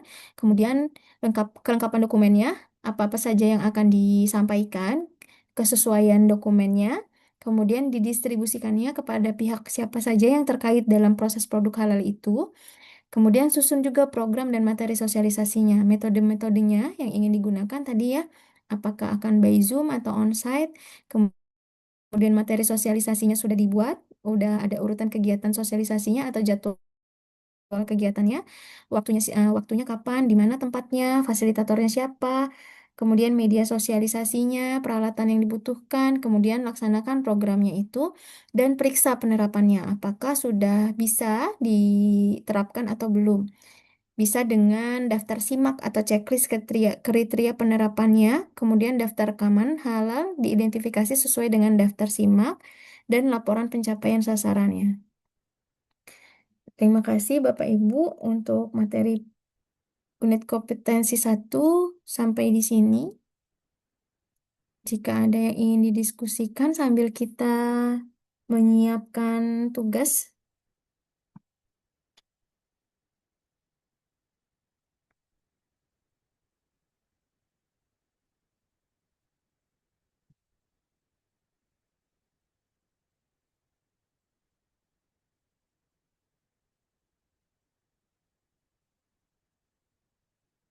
Hmm, Sebentar.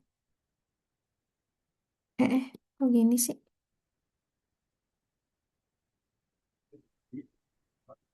Halo, Silahkan selamat siang. Ibu Ria tadi ya yang pertama.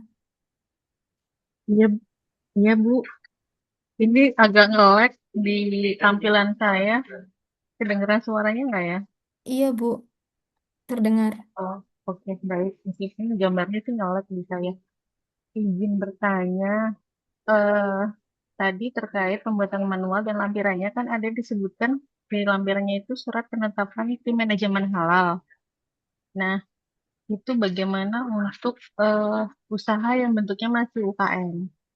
Atau paling enggak yang apa namanya secara kapasitas tenaga kerjanya itu tidak banyak atau bahkan mungkin cuma kadang sama keluarganya doang atau sama istrinya aja kayak kayak gitu apakah tetap perlu dicantumin atau seperti apa ini? Baik, terima kasih Bu Ria. Kalau untuk tim manajemen halalnya, kalau untuk UKM itu eh, bisa dengan ini Bu, ya anggota keluarga yang ikut membantu atau mendampingi ketika proses itu berlangsung. Biasanya yang saya temui itu kalau di pelaku usaha UMK, ibunya yang masak, terus nanti anaknya yang bagian packing, kemudian suaminya nanti yang nganterin, misalnya gitu. Nah, berarti dia masuk ke dalam tim manajemen halal. Kemudian untuk penyelia halalnya, kalau belum ada, berarti kan dibantu Ibu Ria. Tapi pastikan Mhm. dia nantinya ke depannya juga eh, mengikuti terkait pelatihan penyelia ini. Jadi nanti bisa salah satunya menjadi penyelianya gitu, Bu. Oke, oke. Mhm. Baik, baik, terima kasih. Sama-sama Bu Ria, silahkan Ibu Via. Oke, baik. Terima kasih, Ibu Ibu Akvin. Jadi, saya mau bertanya, Bu, terkait tentang prosedur penyucian ya, Bu ya. Jadi di materi sebelumnya sebenarnya dibahas tadi waktu di bahan, ketika barang itu nanti terkontaminasi dengan najis ya, itu kan ada proses pensucian dan itu nanti dimasukkan ke dalam prosedur begitu ya, Bu ya. Nah, pertanyaan saya, kalau di area perusahaan kami itu di area produksi di satu tempat, Bu. Tapi ada area yang lain, itu adalah dormitory, di mana dormitory itu ada kitchen, di mana memproses masakan dari daging babi, Bu. Nah, kemudian ada tenaga kerja asing yang tinggal di sana dan mengkonsumsinya. Nah, pertanyaan saya, ketika tenaga kerja asing ini dari dormitory, kemudian ada interaksi langsung ya Bu dengan daging babi, kemudian masuk di area produksi Bu, apakah ini juga harus ada proses penyucian seperti harus membasuh 7 kali gitu sebelum masuk di area produksi? Itu Bu pertanyaan saya. Kemudian yang kedua, untuk bahan bahan utama dari kulit hewan, Bu. Kalau kulit hewannya berasal dari buaya dan ular, itu bagaimana, Bu? Apakah ini sudah langsung termasuk haram atau bagaimana, Bu? Terima kasih sebelumnya. Baik, terima kasih banyak Bu Via. Yang pertama terkait ruang produksi itu satu tempat, tapi ada dormitory. Nah, di dalam dormitory itu ada kitchen. kemudian ada tenaga kerja asing. Nah, apakah tenaga kerja asing ini membawa apa yang dia olah yang non halal itu ke dalam ruang produksi? Oh, tidak, Bu. Tidak ada, tidak membawa, tapi mungkin mereka setelah makan gitu, Bu. Mungkin ada bumbu dari makanan daging babi seperti itu. Bumbunya itu eh, masuk ke area produksi gitu, dibuat bekal atau bagaimana maksudnya, Bu? eh, bukan membawa makanan masuk, Bu. Hanya mungkin takutnya ada cairan yang dari tempat makan di dormitori. Kemudian setelah itu mereka berpindah di area produksi gitu, Bu. Oh, jadi misalnya jam istirahat, mereka pulang dulu nih ke dormitori untuk misalnya Ya, makan siang, kemudian nanti baru kembali ke ruang produksi gitu ya? iya betul. Oh, memang sih sebaiknya dianjurkan untuk membersihkan diri dulu, seperti mandi, kan, menggunakan sabun, kemudian berganti pakaian seperti itu. Nah, pakaian yang di dalam line produksi itu tidak digunakan atau tidak dibawa keluar dari area produksi itu jauh lebih baik. Seperti itu, Bu. Jadi khusus untuk area produksi. Oke, berarti ini bisa dimasukkan ke itu ya, Bu ya, di prosedurnya untuk mengganti pakaian begitu, Bu. Iya, masuk salah satunya menjadi personal hygiene-nya ya. Mm-mm. Mm-mm.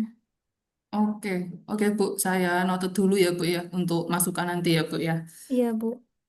Kemudian kalau untuk bahan terkait kulit hewan dan buaya ini, ketika dia menjadi bahan utama, eh, saya merasa sedikit, saya saya sedikit mengetahui terkait hal ini, tapi saya merasa tidak menjadi kapasitas saya untuk menjawab di bagian ini, Bu. Tapi ada beberapa fatwa terkait, mungkin nanti akan saya sampaikan ya, Bu ya, eh, melalui Pak Osep nanti akan di-share di grup. Hmm. Oke Bu, berarti ini saya tunggu ya Bu ya untuk jawaban tadi ya Bu ya tentang Iya, kulit buaya dan kulit ular ya Bu ya. iya, Oke Bu, terima kasih. sama-sama. Pak Afan, silahkan. Baik, terima kasih Bu. Assalamualaikum warahmatullahi wabarakatuh. Waalaikumsalam warahmatullahi Ya, wabarakatuh. perkenalkan saya Afan dari makanan minuman Bu, restoran lebih tepatnya. Jadi mungkin gini Bu, mungkin mohon pencerahan Ibu untuk kaitannya sama yang uji UK 1 ini gitu ya Bu ya, menyusun dokumen SPJH. Yang pertama gini Bu, mungkin kita tahu kalau misalnya biasanya kalau di restoran F&B itu biasanya prosedurnya terlalu dinamis ya Bu ya. Kadang-kadang mungkin kita menetapkan satu prosedur, mungkin 2-3 hari kemudian atau mungkin seminggu kemudian berubah. Nah, pertanyaan saya mungkin em, apakah perlu di prosedur ini dalam JPH ini dibuat dalam bentuk prosedur yang detail gitu Bu, atau mungkin hanya gambaran umumnya saja, misalnya let's say kita misalnya buat roti, misalnya dari roti habis itu masak gitu ya, di proofing, di baking, habis itu di packing, ataukah harus misalnya detail gitu dengan baking dengan suhu berapa, kemudian proofing dengan ukuran berapa, dan lain sebagainya seperti itu Bu. Itu pertanyaan pertama. Kemudian pertanyaan yang kedua, kaitannya ini mohon dikoreksi kalau saya salah gitu ya. Manual SJPH ini kan berarti bisa dibilang dokumen induk gitu ya Bu ya, dari sistem jaminan produk halal ini. Pertanyaan saya kaitannya sama yang tadi pertanyaan nomor satu. Kalau misalnya prosedurnya berubah, apakah si manual SJPH ini juga perlu kita rubah gitu Bu? Dan kalaupun berubah, apakah misalnya mungkin kita berpikir, ah ya sudah kalau gitu prosedurnya yang simple saja, SJPH-nya nggak perlu dirubah, atau memang balik lagi SOP dan IK-nya yang berubah, tapi manual SJPH-nya tidak perlu dirubah, atau seperti apa? Mungkin mohon pencerahan. Terus kemudian yang ketiga, Bu, sebetulnya nggak ada kaitannya sama materi UK 1 ini, Bu. Cuman saya agak sedikit penasaran dan baru kepikiran sekarang. Mohon maaf, Bu. Mungkin bisa dibantu. Pertanyaan saya gini, apakah penyelia halal, apa namanya, kita boleh menjadi auditor halal untuk supplier gitu ya? Karena kan mungkin misalnya penyelia halal kita punya sertifikasinya nih Bu, kompetensinya kita lulus, tapi kan kita belum bersertifikasi sebagai auditor internal gitu ya untuk halal ke ke supplier kita gitu ya. Apakah penyelia halal diperkenankan untuk menjadi auditor internal untuk seleksi supplier atau pemilihan supplier? Mungkin itu saja Bu Akwin. Terima kasih banyak. Assalamualaikum warahmatullahi wabarakatuh. Terima kasih Pak Afan untuk bahan diskusinya. Mohon izin, mohon maaf Bapak Ibu, mungkin saya menjawabnya sekilas-sekilas karena waktu kita ya Bapak Ibu ya. Terkait yang pertama, untuk hal itu Pak, itu sebaiknya memang lebih detail atau khususnya gitu ya. Tapi terkait yang misalnya kayak diagram alir atau flowchart yang Bapak sampaikan tadi, baiknya itu pertahapan dan juga yang lebih didetailkan adalah bahan-bahan yang digunakan ya untuk memproduksi produknya itu. Karena kan setiap varian produk itu biasanya bahannya juga pasti akan berbeda ya Pak. Ada perbedaan variasinya. Nah, di situ sih Pak lebih detail di bagian bahan-bahan yang digunakan. Kemudian kalau untuk yang kedua, prosedur em, misalnya ada perubahan terkait prosedur, apakah manualnya akan berubah? Itu tergantung nanti di bagian apanya yang akan diubah. Kalau ternyata ada fasilitas produksinya yang berubah, maka bukan hanya prosedur yang akan diubah, tapi manual halalnya pun diubah. Jadi tergantung dari apa yang diupdate gitu, Pak. Kalau ternyata di bagian prosedur internal perusahaan aja yang berubah, ya maka manualnya masih relevan, berarti manualnya tidak tidak harus diubah. Kemudian yang ketiga, apakah penyelia halal boleh menjadi auditor internal untuk pemilihan supplier? Ya, memang penyelia halal pada akhirnya menjadi auditor internal perusahaan, Pak. Gitu. Karena kan nanti akan melakukan audit internal dan juga kaji ulang manajemen terkait kriteria kelima di SCPH.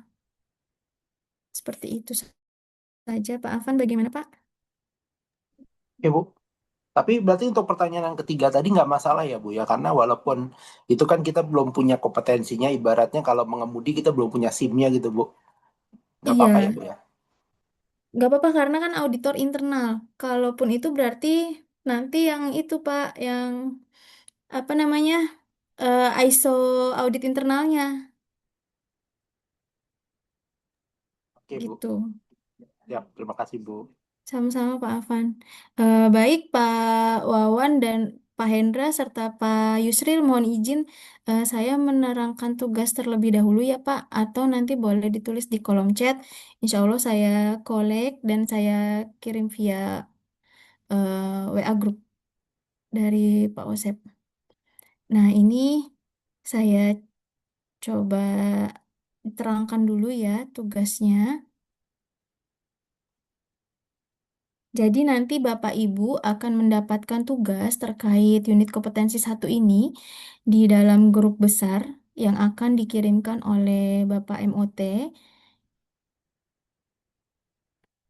Ini adalah salah satu contohnya dalam pengisiannya. Jadi tugas satu, nanti ada tulisan manual SJPH. Nah, di sini nanti Bapak Ibu tulisannya warnanya merah. Nama perusahaan, nanti Bapak Ibu tuliskan nama perusahaan Bapak dan Ibu. Kemudian di sini tanggalnya, tanggal pengisiannya atau tanggal pembuatannya boleh diisi hari ini.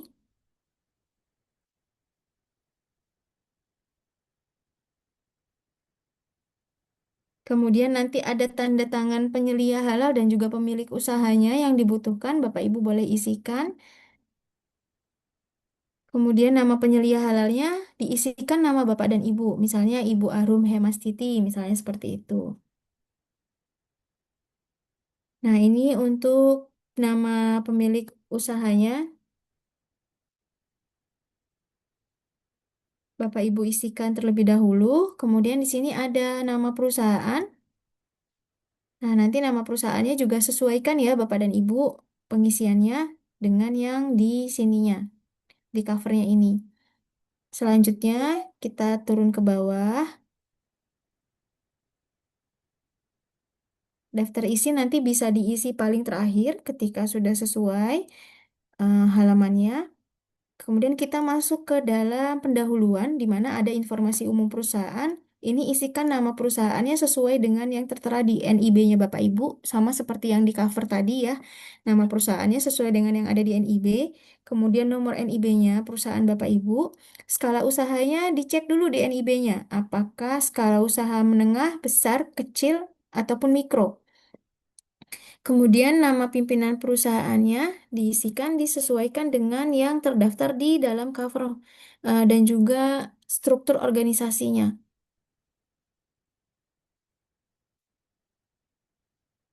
Selanjutnya nama penyelia halal. Kalau ada satu saja penyelia halalnya di perusahaan Bapak Ibu berarti dituliskan satu. Tapi kalau Bu di perusahaan saya yang ikut pelatihan penyelia halal dan memiliki sertifikat penyelia halal itu udah ada dua. Sama saya satu lagi jadi tiga. Nah berarti diisikan tiga penyelia halalnya karena bisa jadi perusahaan ini punya cabang, beberapa cabang. Nah penyelia halalnya ada di setiap cabang. Itu boleh. Kemudian ini alamat perusahaannya sesuaikan dengan alamat yang tertera di legalitas NIB-nya Bapak Ibu, di legalitas perusahaannya Bapak Ibu. NIB-nya alamat perusahaannya ya, jalan, nomor berapa, RT RW mungkin, kelurahan, kecamatan, kota kabupaten, provinsi, dan kode posnya. Kemudian selanjutnya jangan lupa untuk memberikan nomor telepon aktif yang bisa dihubungi. Baik nomor telepon perusahaan atau boleh pemiliknya kalau UMK. Kemudian di sini alamat fasilitas produksinya dituliskan juga ya Bapak Ibu ini line produksinya atau dapur tempat produksinya perusahaan atau usaha itu di mana. Kemudian selanjutnya di sini nomor telepon penyelia halalnya boleh Bapak Ibu isikan yang bisa dihubungi.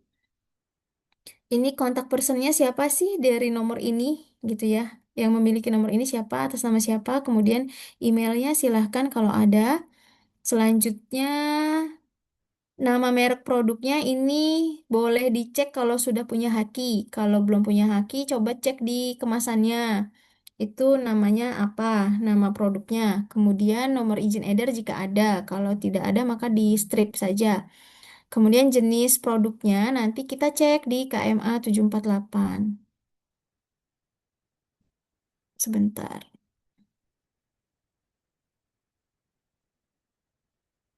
Oh, ini udah share screen. Kemudian ke PDF. Nah, di sini ada KMA, Bapak Ibu. Kita cek nih, misalnya industri bakri. Nah, di sini bakery ada roti gitu ya. Nanti dicek dulu ininya di mana produk bakery. Kalau dia roti tawar, berarti nanti tulisnya roti tawar 7.1 gitu ya. Ini ada macam-macamnya. Bu, saya itu frozen food daging. Bakso daging. Sama bakso ikan gimana Bu gitu ya. Nah, bakso daging ini ada di sini nih, halaman 36. Ini masuknya dia ke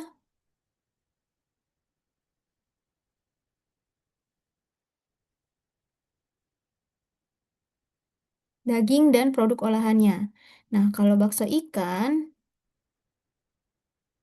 dia masuk ke ikan dan produk perikanan. Jadi nanti ada dua jenis produknya. Gitu ya Bapak Ibu. Sampai sini bisa dipahami. Penentuan jenis produknya bisa dipahami Bapak Ibu. Siap bisa, Bu. Bisa ya. Bisa. Baik, terima kasih Bapak Ibu. Ah, terus misalnya Bapak Ibu ternyata Bu, saya kedai makan, apa maksudnya Bu saya tuh apa namanya ada makanan, ada minuman gitu ya. Nah, kedai makan misalnya kita cek kalau di sini kedai makan itu hanya seperti ini. Penyediaan makanan, minuman dan pengolahan itu tidak ada pengertian lainnya.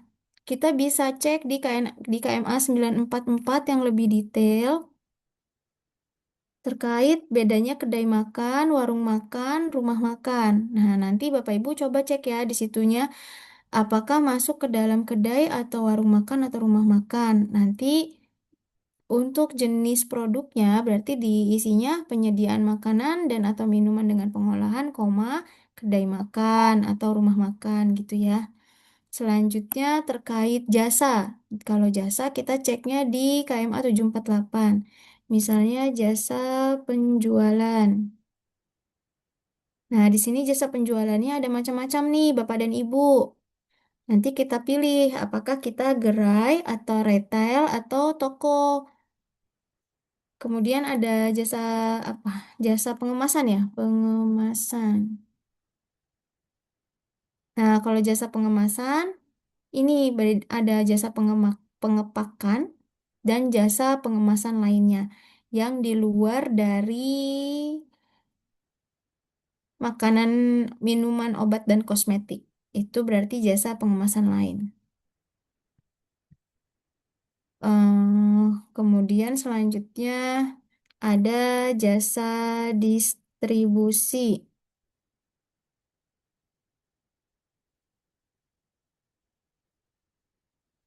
Distribusi. Jasa apa ya? Jasa pengolahan ini juga ada ya Bapak Ibu nanti tergantung nih pengolahannya pengolahan apa. Kayu, tekstil, makanan minuman, produk minyak, bahan kimia, atau jasa penyimpanan. Nah, kalau jasa distribusi nanti tergantung lingkupnya itu dari mulai penyimpanan, ada penyimpanan pengemasan kah atau hanya pendistribusian. Jadi dari form DO customer ke gudangnya klien gitu ya. Itu berarti distribusi. Apakah menggunakan darat, air, udara, atau transportasi lain. Kalau apa namanya? Kalau ternyata si distribusi ini juga ada menyewakan lokasi untuk penyimpanan, bukan bukan penyimpanan sementara yang menjadi fasilitas jasa distribusi ini ya, tapi dia menjual juga jasa untuk penyimpanan atau jasa gudangnya, maka dia masuknya ke dalam ada dua berarti itu Bapak Ibu lingkupnya, yaitu jasa penyimpanan yang ini dan juga jasa distribusi itu.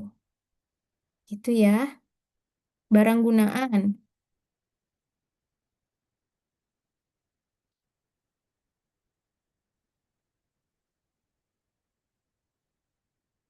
Nah, untuk barang gunaan nanti dicek dulu apakah industri tekstilnya itu adalah eh, bahan yang digunakan untuk tekstil atau dia memang sudah menjadi bahan siap pakai.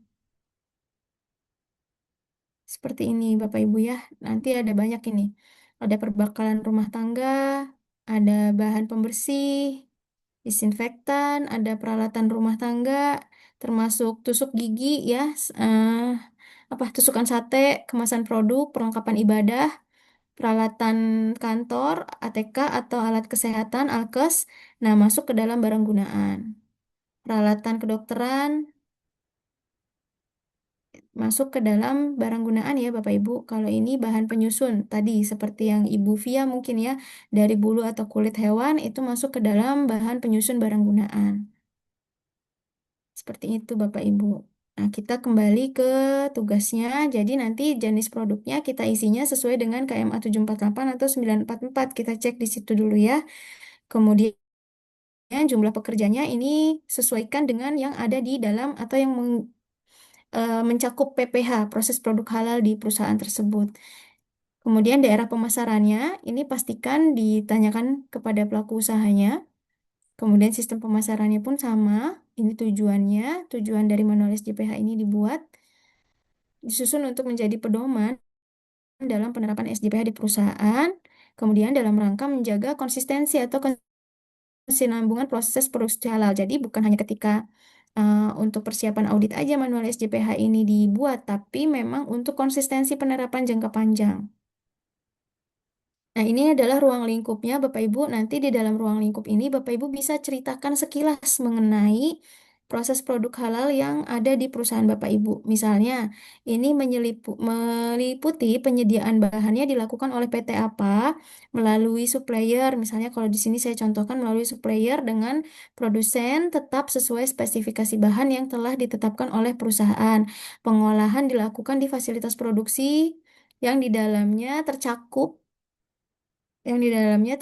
kantor manajemen pusat. Jadi ini kantornya sama fasilitas produksinya jadi satu atau ternyata terpisah-pisah. Nanti Bapak Ibu bisa ceritakan sekilas. Kemudian ini penyimpanannya dilakukannya seperti apa, pengemasan dan pendistribusiannya juga dilakukannya seperti apa. Itu ya Bapak Ibu ya, nanti diceritakan ruang lingkupnya sekilas. Kalau Bapak Ibu yang maklon, yang menerima maklon juga dituliskan ya, diceritakan bagaimana proses penerimaan maklonnya. Nah, ini adalah poster kebijakan halalnya, Bapak Ibu. Ini nanti diisikan dulu nama usahanya, tempat tanggal bulannya, kemudian diisi tanda tangan dan juga pimpinan perusahaannya. Nah, ini nanti poin 1.2 dan 1.3 ini warnanya merah-merah, Bapak Ibu. Merah-merah itu Bapak Ibu pilih dulu. Kira-kira dari hal ini, dari contoh ini, apa sih yang bisa Bapak Ibu lampirkan ketika dijadikan kegiatan? Apakah rapat kerja atau email yang digunakan untuk sosialisasi kebijakan, misalnya Bapak Ibu mengirim undangan. Nah, undangan ke apa personil di internal sama vendor itu dalam bentuk apa? Email kah, so poster kah gitu ya. Ini pada saat kegiatan sosialisasinya, Bapak Ibu bisa membuktikannya apa? Foto kegiatan, daftar hadir misalnya, kemudian ada notulensi rapat sedikit walaupun 1 lembar itu sudah menjadi bukti adanya kegiatan sosialisasi. Kemudian screenshot medsosnya atau surat kontrak kerjasama dengan vendor terkait gitu ya, terkait bahan-bahan yang akan digunakan. Nah, ini komitmen tanggung jawab dari pimpinan puncaknya. Ini adalah prosedur terkait pembinaan sumber daya manusianya. Boleh nanti Bapak Ibu tambahkan berupa misalnya metode metode pembinaannya, jadwal kegiatannya. Ini prosedur bahannya Bapak Ibu. Ini saya mencontohkan template standarnya ya Bapak Ibu ya. Kemudian ini lokasi produk halal. Nah, di mana ketika di lokasi produk halal ini tadi sudah disampaikan dari tahapan PPH itu tidak tentu seluruh tahapannya itu ada di setiap ruang lingkup proses bisnisnya, Bapak Ibu. Jadi, Bapak Ibu cek kalau misalkan Bapak Ibu industrinya jasa penjualan, berarti kan Bapak Ibu tidak ada penyembelihan, tapi mungkin Bapak Ibu mungkin menjual daging, tapi tidak menyembelih dagingnya. Nah, berarti penyembelihannya dicoret. Tapi kalau ternyata Bapak Ibu melakukan penyembelihannya, berarti penyembelihannya tidak dicoret. Contoh misal gini, saya punya warung makan. Warung makan saya, biasanya kalau kita terfikirnya orang punya warung makan itu daging unggas atau daging sapinya ngambilnya dari RPH gitu ya Bapak Ibu atau beli di pasar gitu kan yang sudah bersertifikat halal. Nah, tapi kalau saya punya kandang ayam sendiri. Jadi kalau misalkan ada yang mau pesan ayam goreng saya ngambil dari kandang ayam kampungnya. Nah, saya sembelih sendiri. Saya punya personil julehanya, juru sembelih halal. Berarti penyembelihannya tidak saya coret. Tapi ketika saya membeli di luar, penyembelihan ini saya coret. Sampai sini Bapak Ibu membingungkan atau jelas?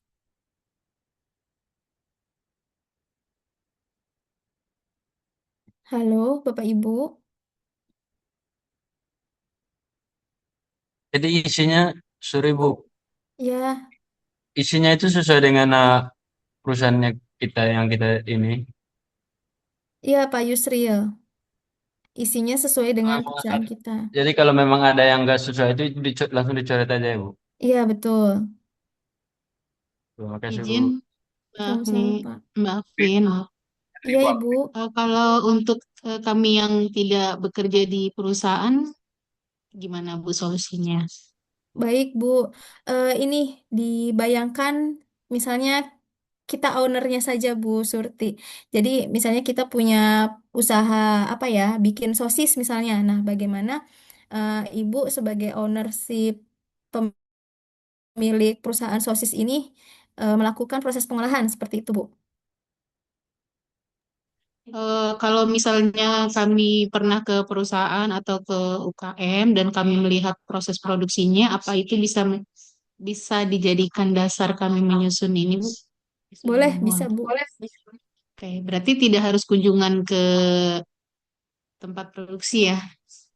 Kalau untuk tugas satu belum wajib untuk kunjungan, tapi nanti kalau OJT itu menjadi wajib untuk mengunjungi. Tapi nanti sistemnya akan di apa namanya dijelaskan oleh Pak Osep. Oh gitu, baik. Baik, terima kasih. Sama-sama Ibu. Tunggu sebentar ya Bu Risma atau Ya, sebentar. Kemudian selanjutnya ini, jadi di tahapan PPH seperti itu ya. Kemudian ini pengolahan, penyimpanan, pengemasan, pendistribusian, dan juga penjualan, serta penyajiannya nanti kalau memang tidak sesuai dicoret saja. Kemudian ini ada prosedur penerapan SOP. Nah, di sini Bapak Ibu apa ya dituntut untuk mengisikan nama-nama SOP-nya. Nah, silahkan Bapak Ibu tuliskan penamaan SOP-nya masing-masing sesuai dengan dari deskripsi ininya ya Bapak Ibu, deskripsi penjelasan per poinnya. Kemudian selanjutnya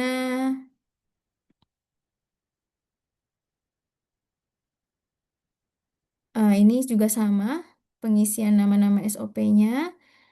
Untuk SOP atau nama-nama untuk penjelasan detail ini yang tidak sesuai dengan proses produk halal di perusahaan Bapak Ibu juga sama di delete aja. Kalau Bapak Ibu tidak melakukan pemingsanan hewan, maka di delete. Penyembelihan hewan tidak ada di delete. Kemudian ini kalau Bapak Ibu juga tidak memiliki display produk, tidak ada pengunjung yang boleh masuk ke fasilitas atau sarana produksi Bapak Ibu, maka juga di delete. Tapi kalau ternyata Bapak Ibu ada pabriknya dibolehin ya adanya pengunjung gitu ya, maka ini harus ada SOP-nya. Seperti apa pengunjung harus apa namanya menjaga supaya tidak menjadi penyebab kontaminan terhadap proses produksi di perusahaan Bapak Ibu. Selanjutnya ini terkait produk dan juga pengemasan ya. Kalau misalkan pengemasan Bapak Ibu tidak melakukan pengemasan produk karkas, maka ini boleh dicoret. Selanjutnya, identifikasi dan mampu telusur pun sama, pemantauan dan evaluasi juga sama ya Bapak Ibu, ini disesuaikan.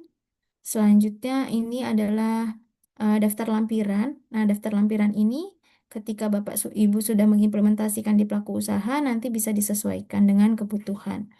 Ini adalah contoh dari lampiran kebijakan halal salah satu perusahaan Bapak dan Ibu. Bapak Ibu bisa buat desainnya seperti ini supaya tidak baku atau hanya terpaku pada contoh di template yang formal ya Bapak Ibu. Ini bisa didesain seperti ini, silahkan. Nah, ini untuk tim manajemen halalnya Bapak Ibu. Di dalam tim manajemen halal ini nanti mencakup pimpinannya, penyelia halalnya, dan juga apa namanya bagian-bagian terkaitnya. Koordinator atau penanggung jawab bagian terkait, nanti jangan lupa diberikan tanggal, bulan, tahun, dan juga tanda tangan serta nama terang dari pimpinan perusahaan. Ini salah satu contoh ketika Bapak Ibu misalnya sudah melakukan implementasi pelatihan internal nih di perusahaan Bapak Ibu. Nah, Bapak Ibu boleh eh, kopikan materinya di manual SJPH-nya Bapak Ibu atau Bapak Ibu lampirin langsung gitu ya. Ini adalah soal evaluasi pelatihan internal. Kalau di template-nya kita pakai isai. Ketika Bapak Ibu mau melakukan pelatihan internal di perusahaan Bapak Ibu, biar memudahkan gitu ya, pakai Gform dan jawabannya sudah terstruktur, maka Bapak Ibu boleh menggunakan pilihan ganda. Kemudian ini adalah hasil evaluasinya. Jadi dari personil-personil yang ikut sosialisasi dan pelatihan internal itu memiliki poin berapa pengetahuannya dari yang kita sudah jelaskan kepada beliau gitu ya. Jadi di sini ada poin rata-ratanya nanti. Dan juga jangan lupa untuk absensi dan foto kegiatannya boleh dilampirkan bersama. Sampai di sini silahkan satu pertanyaan saja Bu Risma. Ya Bu, perkenalkan saya Rizna. Izin bertanya Bu, buat di bagian tadi informasi umum perusahaan, kan ada jenis produk. Nah, itu mengacu ke KMA 748. Kalau buat tekstil, apakah termasuk jasa pengolahan yang tadi di share screen sama Ibu atau termasuk yang barang gunaan sandang ya Bu? Tekstilnya apa dulu Bu? Halo Bu Risma. Iya, halo. Tekstilnya apa Bu? Ya Bu, termute Bu, maaf. Halo Bu, maaf, saya izin menambahkan, saya satu PT sama Ibu Isma. Iya. Untuk tekstilnya, jadi PT KH Teks itu ada tekstil, tekstilnya jual kain sama benang, dan kita juga ada pembuatan garmen, pakaian jadi, dan kaos kaki. Nah, itu termasuknya, tapi kita tuh produksinya bukan atas nama merek kita sendiri. Jadi kayak misalkan kita punya brand Adidas misalkan, nah Adidas order ke kita, jadi kita produksi untuk barangnya Adidas kayak gitu Bu. Jadi bukan brand atas nama PT KH Tex gitu. Itu termasuknya barang gunaan atau jasa pengolahan. Soalnya tadi di jasa pengolahan juga ada tekstil, ada pakaian jadi, dan di barang gunaan juga sama ya, ada sandang dan ada kaos kaki juga gitu. Oke, jadi kalau misalkan ibu ternyata adalah penyedia bahan baku, tapi di prosesnya di perusahaannya klien, ya berarti ibu yang barang gunaan. Nah, posisinya karena ternyata Bu Risma dan mohon izin,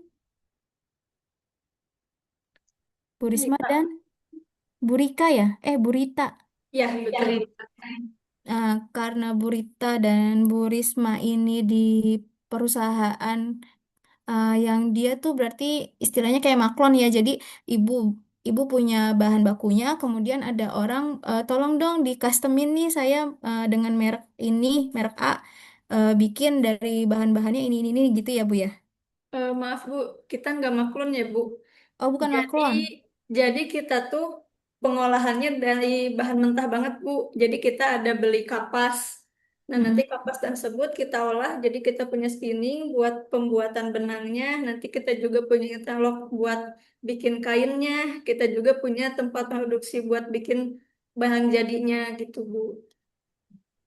Jadi kita bukan maklun, Bu. Manufacturing. Ya, berarti barang gunaan masuk ke yang itu sih Bu. Tapi kalau misalkan yang bahan baku seperti itu barang gunaan. Yang bahan penyusun ini, bahan penyusun barang gunaan lainnya. Tapi kalau misalkan dari saat misalnya dari kapas, benang, sol, misalnya begitu-gitu, terus akhirnya menjadi satu produk, kemudian itu nama produknya adalah nama produk untuk perusahaan lain, ya itu menjadi jasa pengolahan atau seperti maklon jatuhnya begitu. Jadi ada dua, ada dua jenis produk. Berarti nanti di bagian jenis produknya kita masukin yang bahan gunaan. Bahan gunaannya itu berarti tadi untuk yang eh, sandangnya ya Bu, buat pakaian jadinya atau buat yang kainnya. Jadi kita tuh nantinya bisa ngejual kain, bisa ngejual benang, tapi kita juga bisa menjual si barang yang udah jadinya gitu Bu.